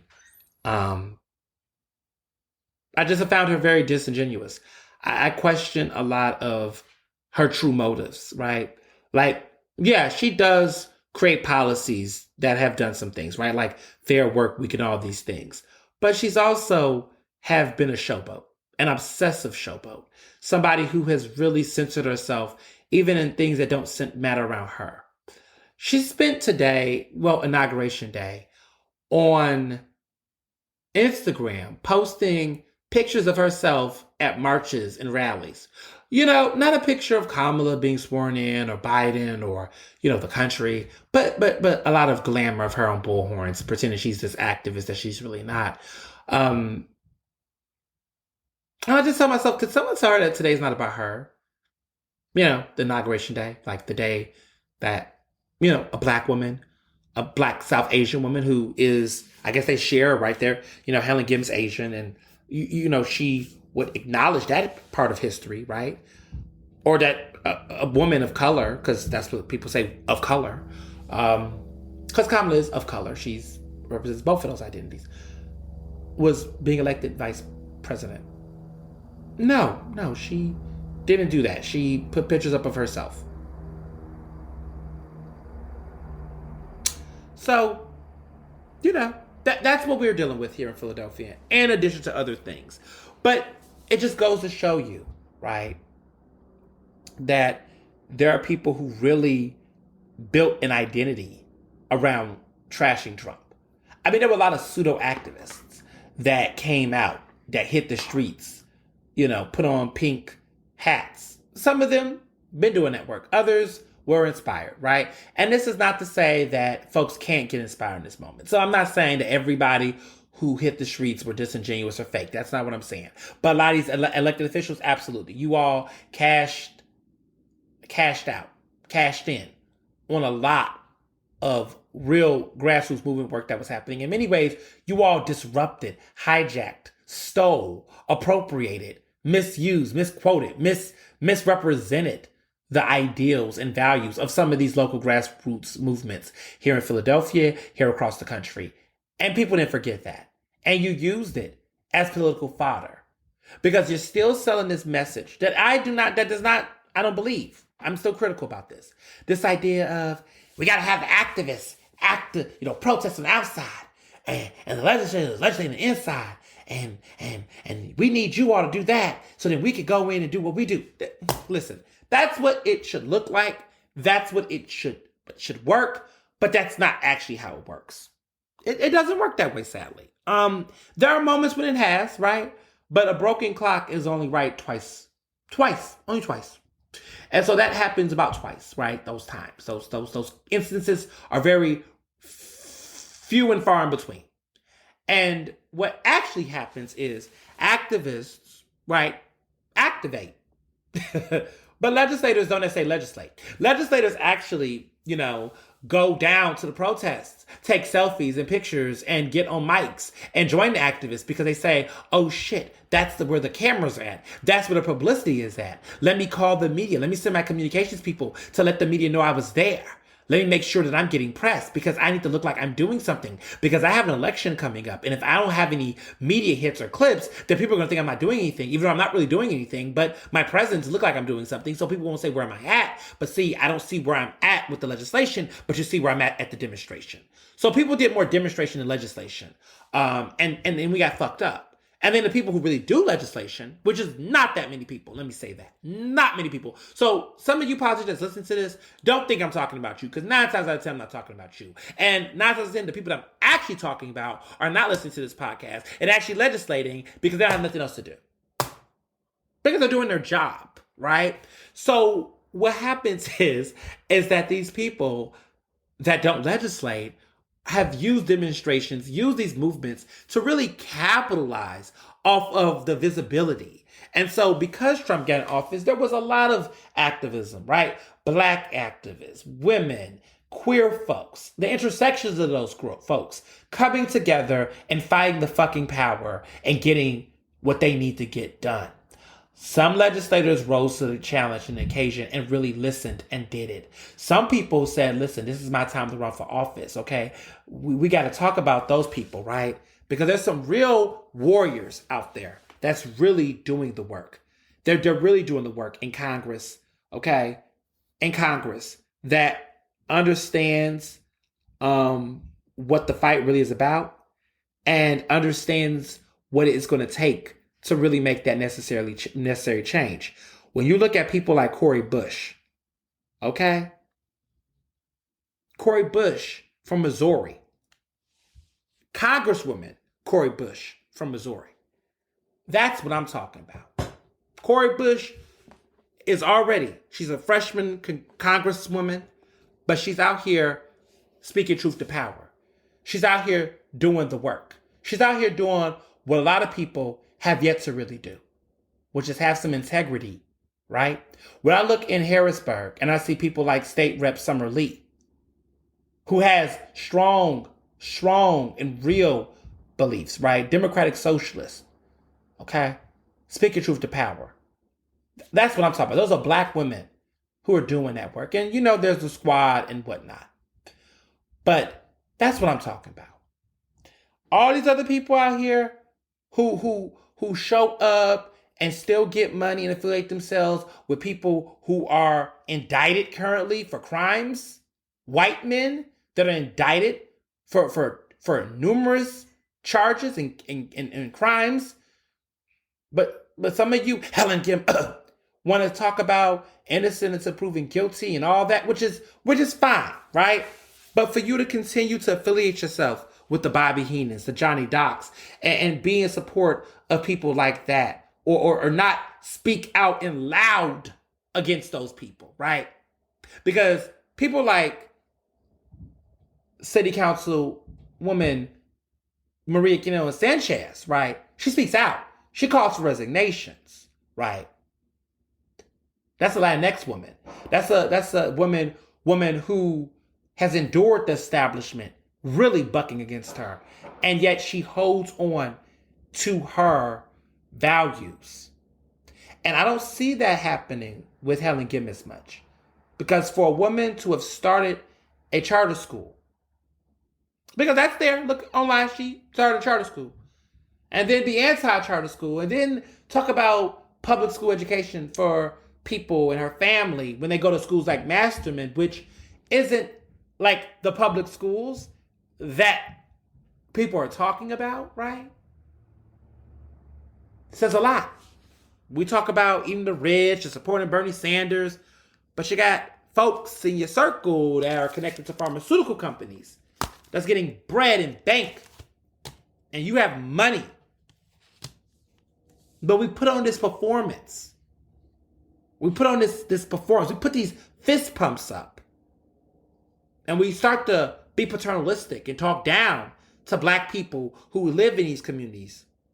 And we think that the only way that we can connect is through being of color, when the differences between being a Black person and being an affluent Asian person is very different. It's different when you're being affluent and you're having proximity to whiteness in ways that other Black and brown people don't have in cities like Philadelphia. That says something. And too often we don't take the time to look critically at any elected official that uses their proximity to whiteness to try to create this false sense of solidarity that oftentimes go against the greater interests of the people and the communities to which they are claiming they intend to serve. And so during this 4 years, it's time. It's time, progressives, right? You newborn woke folk, to move the revolution beyond bashing Trump. And I don't think a lot of you all I'm talking to are really about that revolution. But let's just, for 5 seconds, entertain the thought that you're really serious about calling for accountability, enacting real change, censoring Black women, censoring queer and trans and non-binary people. Really being focused on anti-Blackness, right? Addressing anti-Blackness, right? Because it's all this of color conversation, but it always erases Blackness. It always fades lighter than it fades darker. Shades darker, to be honest, right? It doesn't go there.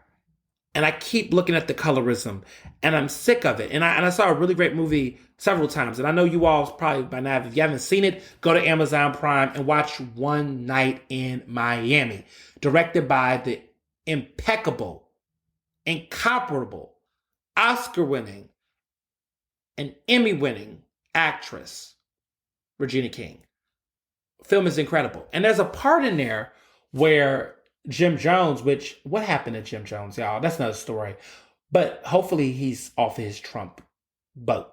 But when he was a little bit more, radical and not supporting people like Trump, Jim Jones had a conversation with Malcolm X in the film. And he's talking to him and saying to him, he's talking about colorism, and he's asking him, do you feel like the reason why you're so radical in this way is because you're trying to prove something, being someone who's light-skinned?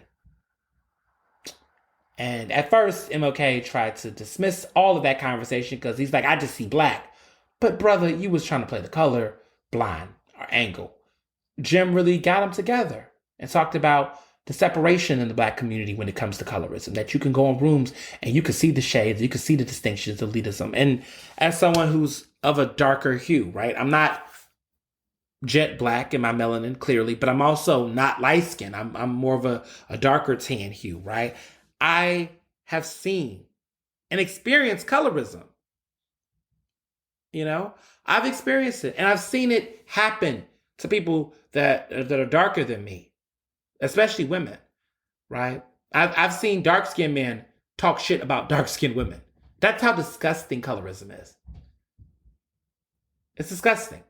And it happens in other communities too, right? You see it in the Indian community. You see it in the Latinx community, the Afro-Latinx community. Oh my God, the colorism that happens.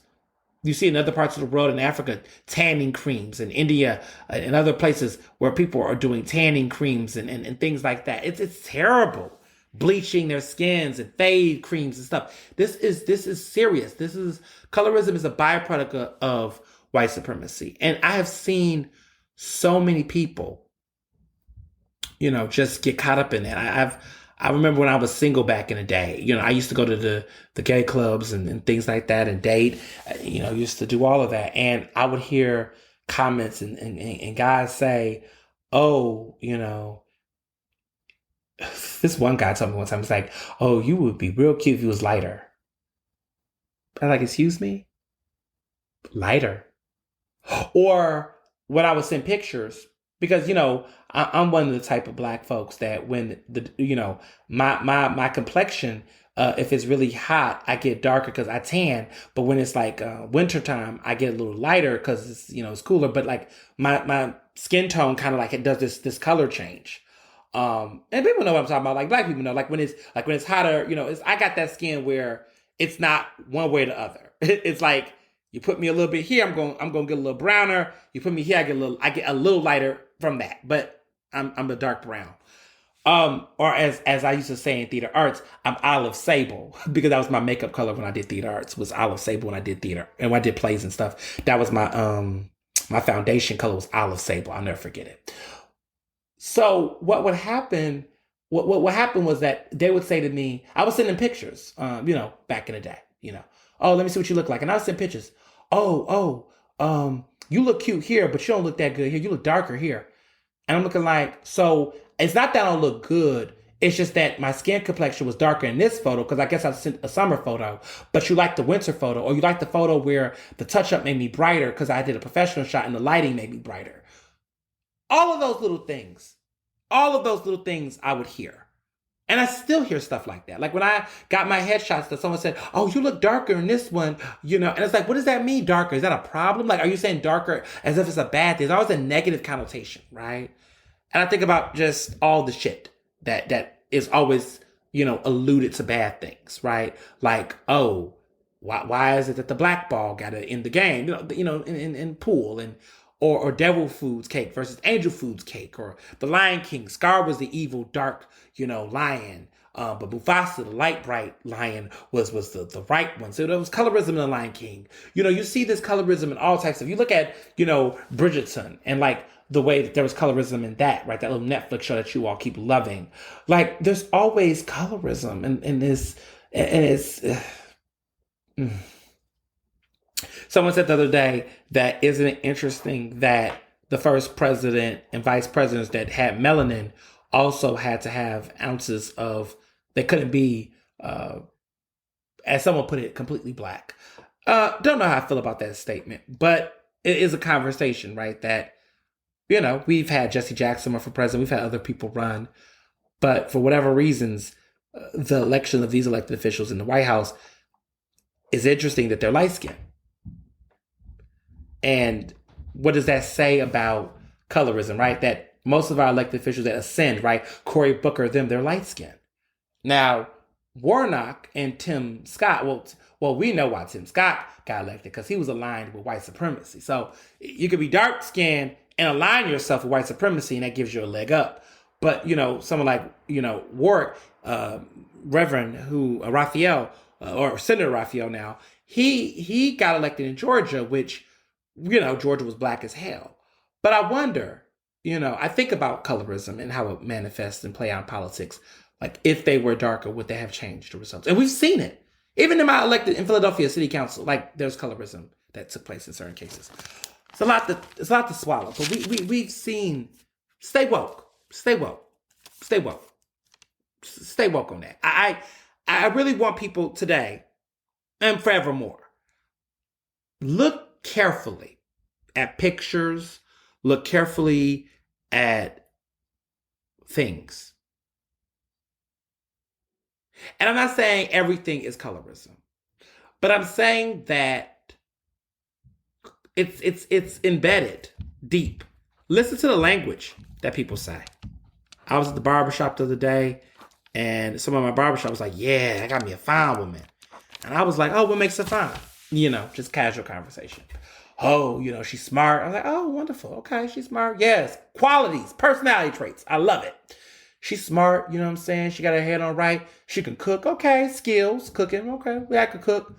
Yeah. Keep her body right. Light skin. The whole vibe changed. It changed. Like, what?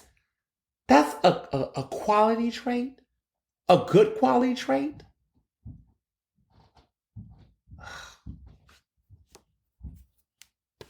We got to stop it. We really got to stop it. We really have to. And I think that people who are light skinned, you got to call that shit out. And even people who are not super dark skinned, like people like me who are darker brown, right? That's on that darker hue. I got to call it out. I got to call it. I do call it out. I do. Because it's that kind of shit that I've experienced in my own life on a minor level, right? It wasn't anything as traumatic as some of my other friends and people I know, right? Not like that. But I have heard and experienced it, and I felt degraded and disrespected. And it didn't hurt my self-esteem, right? Because I know I look good in all of my shades and tans and heats, waves, and everything. But what it did was it made me feel like I was less than the awesome, great person I am. And I think sometimes it's important for us as a community to stop perpetuating this type of shit. Light skin isn't clean skin. It's just a skin tone. It's not clearer skin, right? I can't tell you growing up hearing some of the elders around my grandmother, who, of course she's passed, but we hear them say things like, oh, she keeps her skin clean. That girl ain't doing nothing different from the sister over here. What do you mean keep her skin clean? She's light skinned. But they would just say these things, and it was just,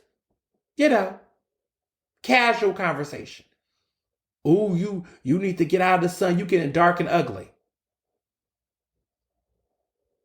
I heard that when I was a boy. When it was really hot. I grew up, deep in the South, Houston, Texas, but I used to go to Marion, Arkansas, and I talked about this growing up in my life. It'd be so hot you can crack an egg on the pavement. It would sizzle. I know. I did it one time. It was one time the hottest day in Arkansas. And I remember I cracked the egg and I saw the bubble. I saw a little bit of bubbles, and I was just like, "Oh my God!" It was crazy. It was crazy. It was wow.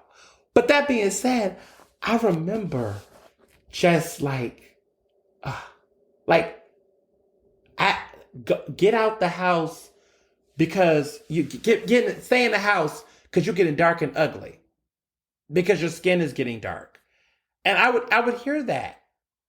And when I used to remember,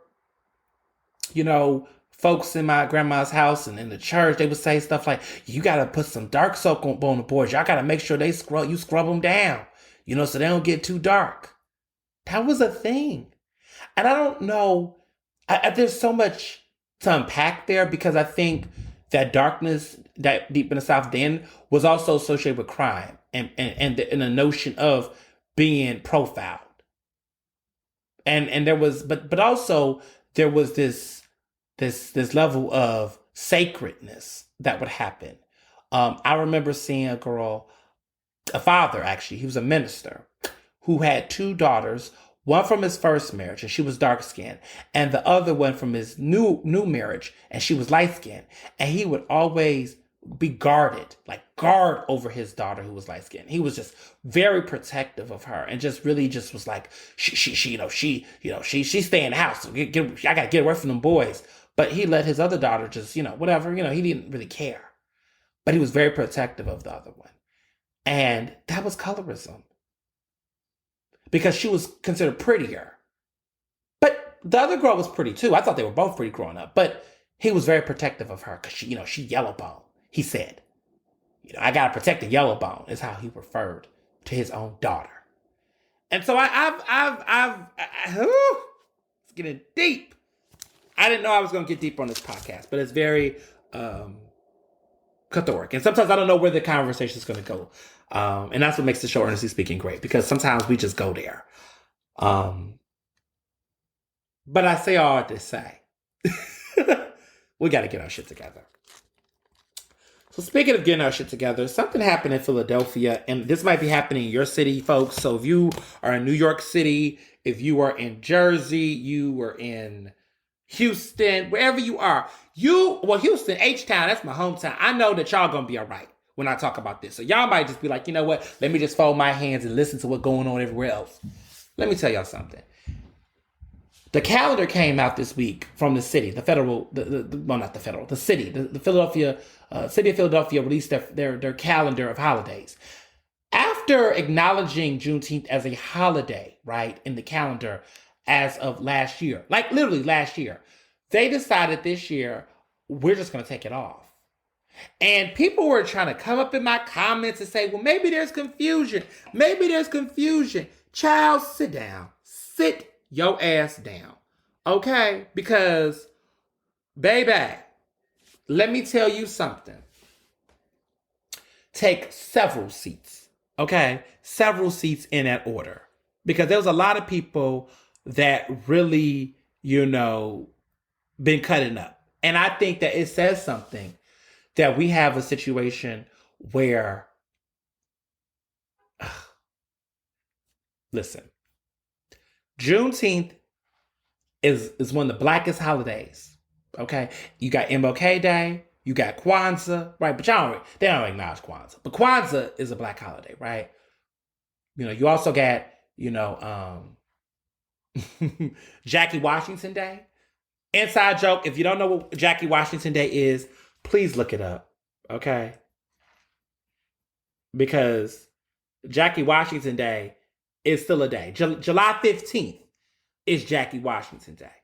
And if you don't celebrate Jackie Washington Day on July 15th, I need y'all to look up Jackie Washington Day. I need y'all to look up July 15th is Jackie Washington Day.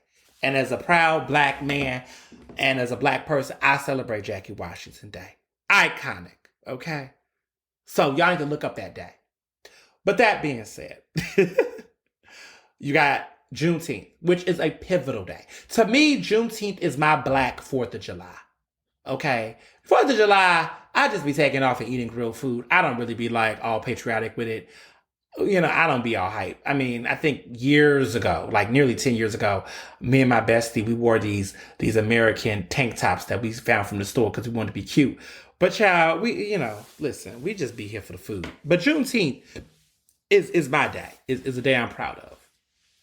And, with everything that happened last year, there was this push from companies and places all over to acknowledge Juneteenth and give people a day off, especially black people. Well, that's no longer on the calendar in the city of Philadelphia. They back to bullshit as usual. You know what they kept on the calendar? Columbus Day. Oh, yeah. They kept Columbus Day. They definitely kept Columbus Day. Okay? And some people said they should have made it Indigenous Peoples Day. Yeah, they should have did that. But they didn't. They kept Columbus Day on the calendar. But they had to take off almighty. They had to take off almighty They had to keep Columbus Day. Oh, they had to. And there's a lot of Italians in Philadelphia. And I'm just looking at these people like, okay, so you're Italian.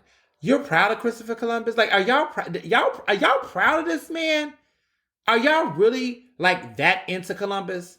I'm dead ass. Like, are y'all really that into Columbus like that? Like, is Columbus really y'all hero? Because y'all got Robert De Niro. Y'all got Al Pacino.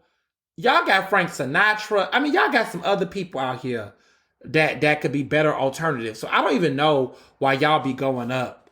I mean, hell, y'all got Ariana Grande. Listen, Italians, please take Ariana Grande from the black community. Y'all can have her. I don't know what she's doing with this blackfishing shit. Blackfishing term.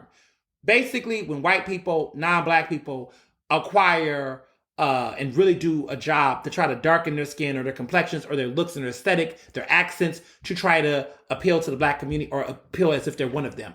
Ariana Grande is definitely blackfishing, and she's definitely a problem with that, y'all. Listen, the girl can sing. She has pipes. I like a lot of her songs. I definitely enjoy some of her albums, but baby, I don't like what she's doing with her aesthetic. And that's not me talking from look at a man judging a woman's beauty standards. No, this is racist. This is wrong. This is not cool. And y'all let her get away with it because she got black friends. We know she friends with Victoria Monet. We know it already. We know.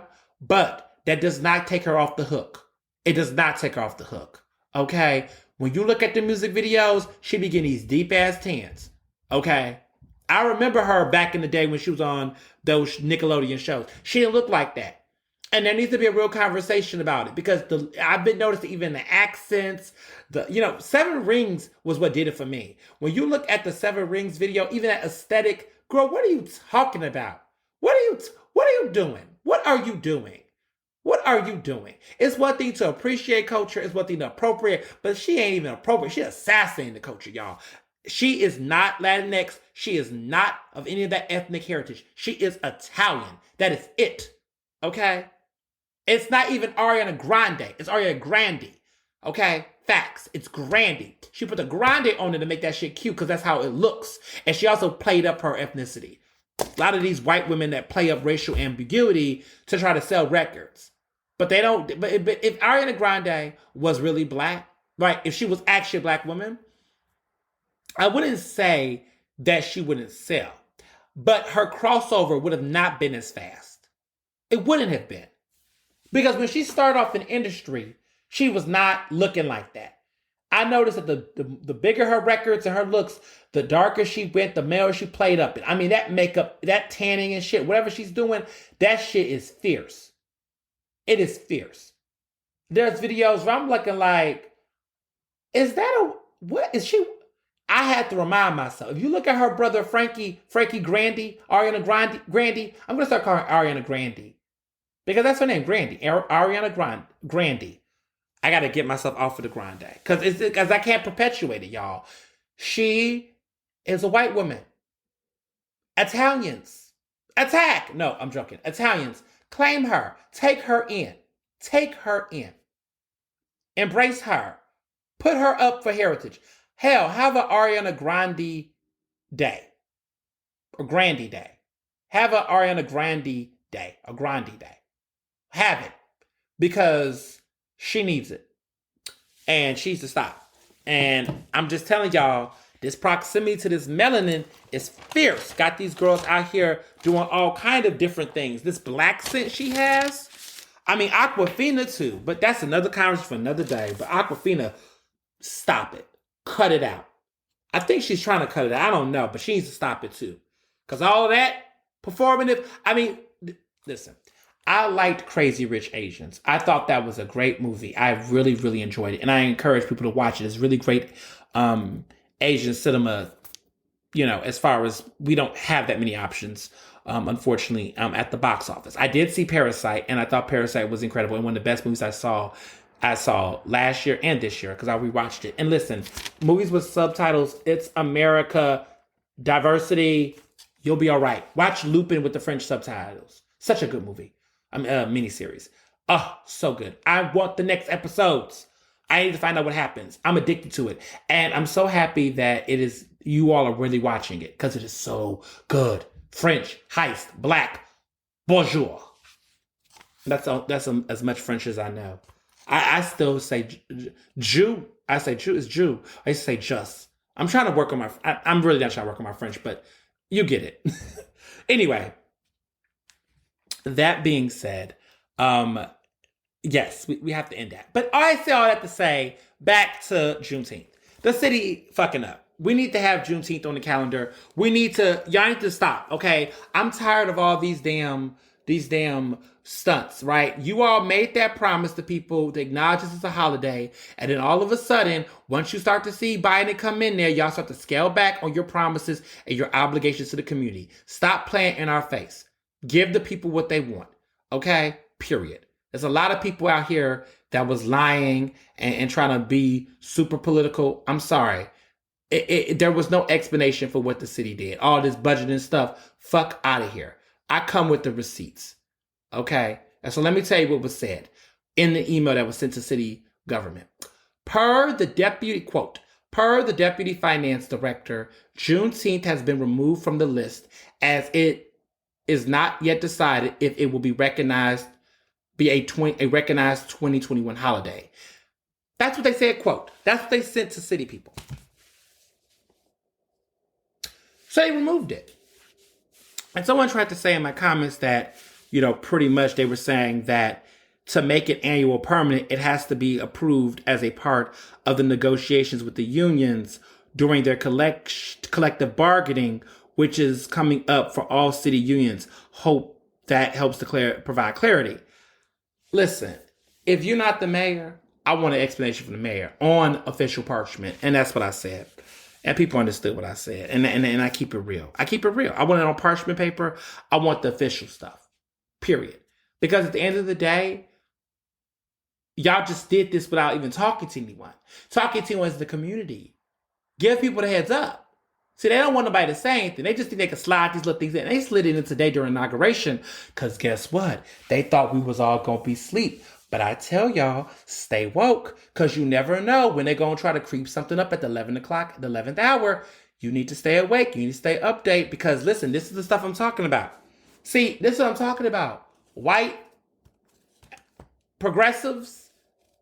You said who your target? Mayor Jim Kenney. Start questioning his actions in Philadelphia. My folks out here in New York, Blasio. And whatever you do, do not elect Andrew Yang. Do not elect Andrew Yang. I repeat, do not elect Andrew Yang as your next mayor. All this Yang Gang stuff. Andrew Yang is nothing but a ridiculous, over-the-top capitalist who read a couple of books, saw 13th, thought to himself, maybe I can apply some of this progressive black stuff in my big, huge economic takeover. That's what he thought. He wanted to take it and apply it. And he plays off of all the stereotypes, all of the model minority stereotypes. I mean, he relishes in a lot of these problematic tropes. That reminds me of some other people. He's not the only one. But he really relishes in it. And he's just so tone deaf and out of touch. I mean, talking about an apartment in Manhattan, a one-bedroom apartment. Boy, if you don't sit down, like, it just shows you that the rich, the super rich, are so disconnected, so tone deaf, so out of sight, out of reach from the people, and yet they want to lead us and run us. Oh, eat the rich, eat the filthy rich, eat them, put them in butter. And listen, I said earlier, I know if I was super rich, I have endowment. But you know what? I don't know if I'll ever be super, super rich like that because I would be just giving my money away. I give so much of my money away now. Because to me, money is... I'm not the person that says money isn't everything. I'm not obsessed with money. But I look at money as unfortunately the currency in the way that we have to get things. And I hate capitalism. I really do hate capitalism. But it is here. And all I can do is try to reduce my capitalistic carbon footprint, right? And I do that by not obsessing over Amazon. Like I did not have an Amazon account until the pandemic, because with the pandemic, I had to get stuff delivered, some things. But like y'all, like this past year was the first time I ever had like an active, aggressive Amazon account. Like I would avoid Amazon at all costs. Like ordering books, buying books. I would go to bookstores. Yeah, I still went to the Barnes & Noble and Rittenhouse and get my books. So I'll go to Black & Noble. And then, Harriet's got books. So now I try to go to Harriet's because Harriet's has the books you can order from her. But there's a lot of places where there's just some stuff I have to get online. And I'm just like, oh my God, why is it so difficult? Like I even, with ordering food, they got Amazon Fresh Direct. I try to use the get the food boxes, which there's some good ones out here. Mount Airy grocers or whatever. They have these really good fresh produce boxes. But some of these produce boxes don't have the things. Like I need avocado oil to cook. And so yeah, it's just a lot. But I've had to use Amazon, unfortunately, more than I would have liked. But I'm just saying we have to just really, as people, like figure out ways to not make capitalism dictate our lives as much as possible. It's impossible in some ways, but in other ways, we don't got to be crazy. One thing that we can do, y'all, okay? My people, black people. One thing that we can do is that the way that we can work is that we can reduce defending like gross capitalism. How is it that the biggest supporters and proponents, y'all, okay? The biggest proponents and supporters of billionaires are motherfuckers who are hundredaires, thousandaires. Like, they're the biggest ones that defend billionaires. I'll be on Facebook or Clubhouse, which, listen, y'all, I don't be on Clubhouse like that. I've been trying to curve myself off of Clubhouse because the conversations on Clubhouse, y'all, some of that shit just don't be productive. It'd be a waste of my time. And I've been learning as a black person in this day and age is to preserve my energy because, child, life is too short and I'm not about to put all my energy in these institutions like the Clubhouse. Like, they're having conversations, remedial conversations about all types of like just dumb shit. I'm sorry. I can't say it any better than that. Dumb shit. Shit that does not fucking matter. I mean, there's a lot of xenophobes on there. There's a lot of folks that's just trying to basically repackage their misogynoir, their sexism, their hate for black people, for dark-skinned people, for black women, for black LGBTQI folk. I mean, there's a lot of people over there that just be acting like they got this master plan to save us, but they really don't. I mean, there's a lot of idiots on there that's just looking for another platform to talk. And, I just can't with Clubhouse. I can't. I really can't. I'm just over it. And, I went over there and made some history and broke some records and did some boss shit. But that app is, I'm so, I'm on there like literally it's been on my phone, or not my phone, I have Android, but it's been on my iPad. And I think I go on now once a week, and it's only if I'm invited to be a part of a conversation. But as far as just going on one, just to just be on there and lose myself in it, I'm just over it. One of my best friends right now, she is obsessed with it, man. She says it drains her. And just says that she goes on there a lot, and she's really like, she enjoys it. Like, she loves the lure of like being in the panel and there's some fun conversation. I mean, she's a woman, so I think she's finding communing with other Black women in ways that in the pandemic it would be hard because there's like not any networking events. But I think for myself personally, like, I'm not finding those networks with like other Black men or other queer folk as much. And maybe I'm not trying to. I think I'm pretty networked out. And if you know what I'm talking about, you will laugh because I wrote an article about this. If you are a new follower, Google this piece written by me that came out actually last year before the pandemic, which is hilarious. It came out 2020. It was called Confessions of a Serial Networker. And I talked extensively about how before the pandemic, I was a super networker. Like, I would go to at least 20 something odd events a month, like in Philadelphia, networking events, even more than that. Like, literally sometimes 3 to 4 times a week, more maybe, depending on weekends. And I would go to networking events or gatherings of sorts that dealt with that kind of environment. And basically, I was a social butterfly. Like, I lived for it, gained weight, not like crazy weight, but was like going to events and like eating and drinking and open bar. Like, there was times where I didn't grocery shop. I've done more grocery shopping during the pandemic than I've ever have in my adulthood. Like, for real. Because most of my like in college, I was on a meal plan for 4 years. And then afterwards, I just got into media, like, and got invited to events. And like most of my career, I was always out at events. So my fiance, he would cook, and sometimes he would have a little bit of leftovers, but we didn't really have leftovers. We don't even have a microwave. Like, we're anti-microwave people. We're anti-TV people. We don't have a television set, and we don't have a microwave, and we don't have any game consoles or anything like that. We are completely cord-free. We have streaming on our laptops and devices, and we have our laptops and stuff, but we don't have a television set or a microwave. So we use our oven for everything. We cook with our oven, everything like that. So, for what it's worth. But we do have an air fryer.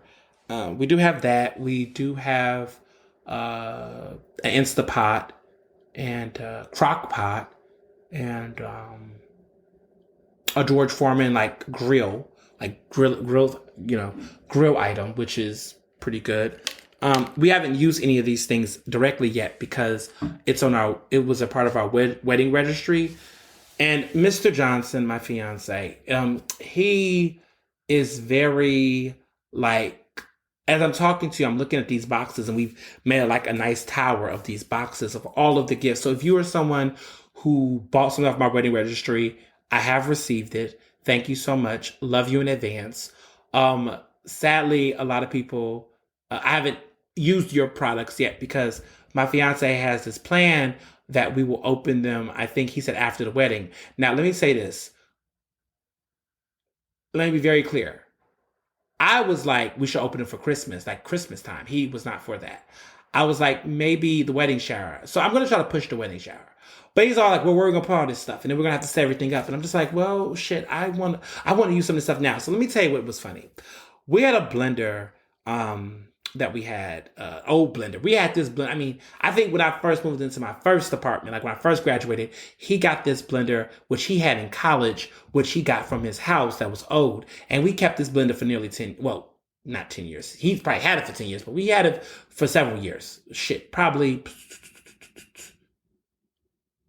Damn, it's been about 7 years. As long as we've been together. Hell, we didn't use it together. So this damn blender is about 7 years old. So, 7 years old with us. It's older than that. Anyway, he loves the blender. We've done everything with that blender. That blender was our everything. Well, baby broke down, okay? And it broke down like a couple of months ago, and he was like, oh my goodness, what are we going to do? well, do we have this blender? I said, we do have a blender that we got from the wedding registry. Really nice one, Ninja one. Child, he took that one out. Let me tell you something, y'all. I was like, hold up. So you get to open your thing. Well, the blender doesn't work. I said, you know what? Well, I get to open the box. So I opened up the juicer because I really, really wanted juicer.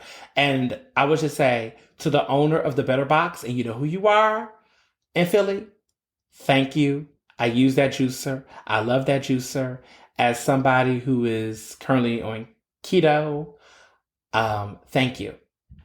Because I can't I can't do much with it. I mean keto, there's some things I can eat on keto, but I juice the veggies that I can on keto. I mean it's not the greatest stuff I can drink right now, but it's green and healthy. Kale with some lemon squeeze, very veggie stuff, not any fruits as much. I mean berries, there's been some stuff.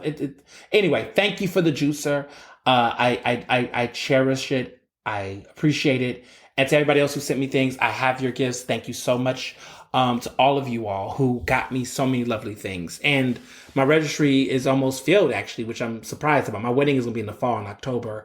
And we'll talk about more of that as we get closer to the wedding. But if you're following on Instagram, in my link in my bio is my a link tree with all my links. There is a link that talks about my registry. So you can actually go and see all the crazy cool things people bought from my registry if you're nosy. And maybe you can buy something too. So last but not least, and I saved the best for last, because I really do want to talk about this. And I know how important this is. And I really want to make a confession. I have a confession to make, y'all. Are you ready? Okay. I got vaccinated. Yes, I got the COVID-19 vaccine MLK weekend. Found out I was able to get it because I do a lot of direct community service and work outside of my journalism that puts me in a position where I'm having interaction with people face to face. I don't put pictures up of a lot of the service work that I do and that type of interaction on the ground because, quite frankly, it's too many people doing that. But I do a lot of different work, and it was very important to me that with the nonprofits that I work with and serve with and do volunteer work with, that if I was going to have this consistent in-person engagement, that I need to be safe. This pandemic has impacted a lot of people that I know. A good friend of mine who I admire a lot lost his mother last summer to COVID. And his life completely changed. He had to relocate. He had to his financial priorities, everything had to change in that moment. And I've just consistently have witnessed so many people die during this pandemic. This country has now had over 400,000 lives lost to COVID. And so when I found out I qualified for phase 1B, which a lot of Black people specifically, let me be clear, qualify for 1B. Some of y'all have pre-existing conditions that qualify for you all to get this vaccination. Overweight, health issues, diabetes, asthma, all kind of other issues, sleep problems.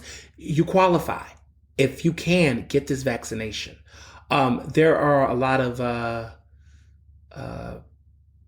work, right? Essential workers. My best friend, my best man, right, for my wedding, Jamarcus, he works at Penn, y'all. He's at Penn Medicine. He got the vaccination.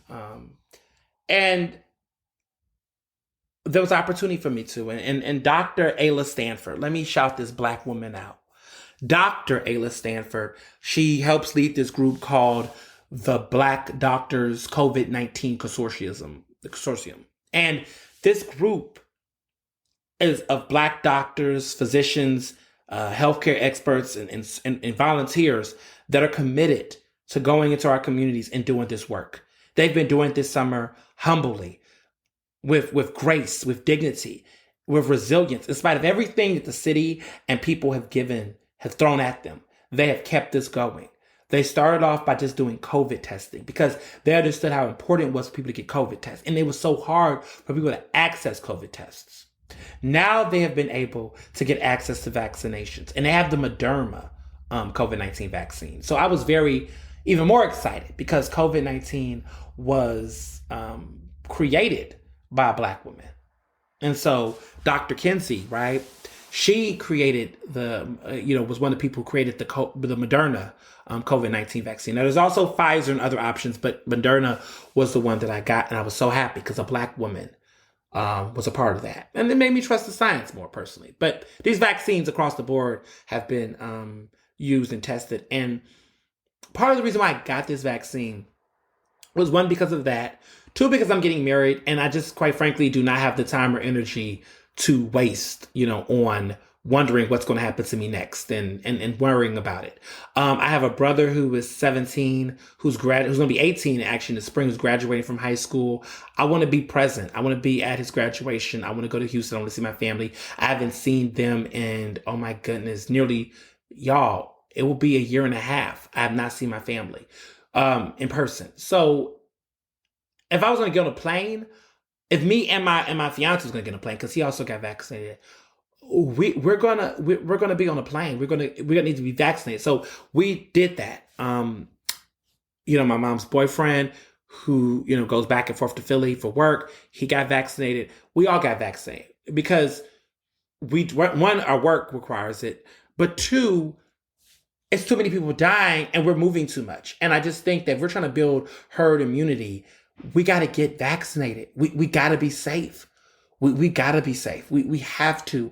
And there's so much fake science out there. There's so much pseudoscience out there, y'all, that want to discourage people from doing this and getting the vaccine and getting safe. I'm telling y'all, right now, like the data in Pennsylvania was like, I think they said 4,000 Black people on record, but 120,000 white people. And that's ridiculous. Like we're talking on a ratio of 9, like less, like 1 to 10. 90% of white people are getting the vaccine compared to Black people. I mean, it's ridiculous numbers, y'all. We're getting outnumbered. And so my whole thing with the conspiracy theorists is, if you think this is Tuskegee, it's not. Because Tuskegee, right, this experimentation where they were putting syphilis in Black men in Black prison inmates, right, when they were doing that, they were targeting specifically Black people and experimenting this on them. Okay? This is not that. Everybody is getting a COVID-19 vaccination. That it's offered to everybody. So if all these white people are getting the vaccination, and if you believe that there's a government conspiracy with vaccinations to kill us, why are they giving it to white people at high rates? But for some reason, you all are not getting it. We got to unpack the reverse conspiracy theory that the notion is that, are you in fear not to get it to die? Or are you basically need to recognize and wake up and snap out of it that actually getting this vaccination will do more to save you than it would have killed you? And so I just need people to understand that this conspiracy theory about, well, what's all in it? We don't know what's in it. Let me explain something to you all. Scientists, okay, the effectiveness of it is in the high 90s. We're talking 94%, 95% effectiveness. Like, God damn it. I try to be patient, have grace. I understand there's a lot of trauma that surpasses me and many others, but I need you all to use common sense here. I really do. I really, really do. Some of you all are going on planes, traveling to Puerto Rico, the Dominican Republic, and other places to vacation without a vaccine. The risk of you doing out-of-country travel right now and not getting a vaccine will put you more at risk than getting a fucking vaccination. The side effects are common side effects. And quite frankly, the only major side effect that I had was pain in my arm for like the first 1 to 2 days. And then after that, the pain went away. The pain went away. So I ask of you that are in this fear, this panic mode, you know what I'm saying?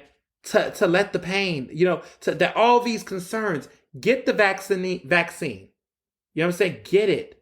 If you can get it, get it. For those who, again, follow me on Instagram, right? That link in that bio that I keep talking about, my link to my link tree, right? I also not only promote my podcast, and of course my wedding registry is there, but there is a direct link that you can fill out. If you live in Philadelphia, you're a Philadelphia resident, where you can get this. You can register, you can sign up, and you can schedule an appointment to get you a free COVID-19 vaccination if you qualify. I believe many people do. If you check off of those boxes and you have some of those pre-existing conditions or circumstances for work, please get it. Get it now. Save yourself. Seriously, because honestly, I feel like in the next year or so, there's going to be a mandate in the city and jobs across the country where people are going to have to get a COVID-19 vaccination in order to go back to work. I just feel like it's going to be the new thing. And so don't wait. Don't wait. And I'm serious. I feel so much better.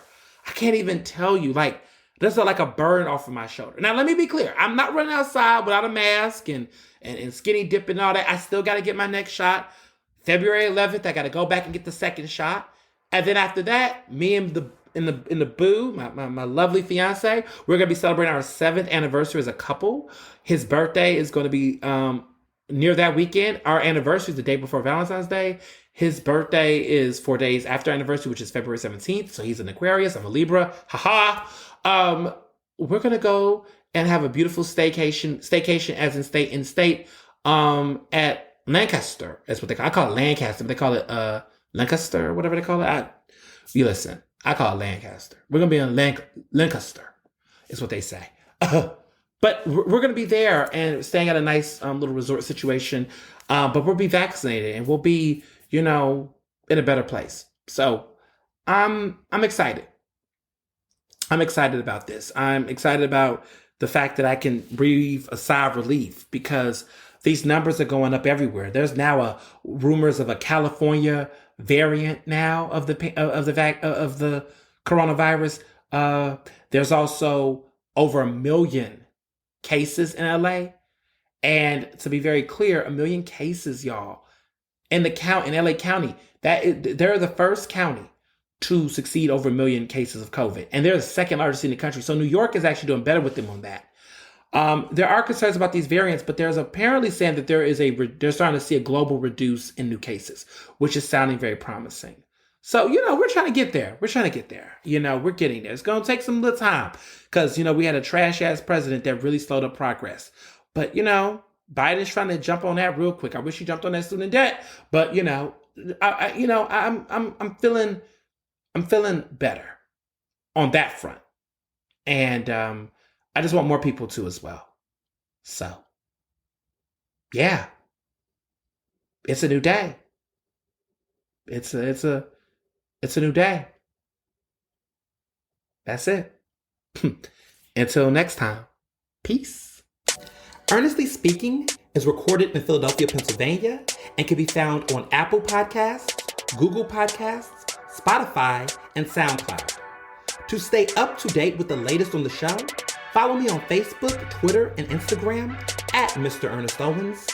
Use the hashtag Ernestly Speaking to tell me what you thought about this episode, and check out my website at ernestowens.com.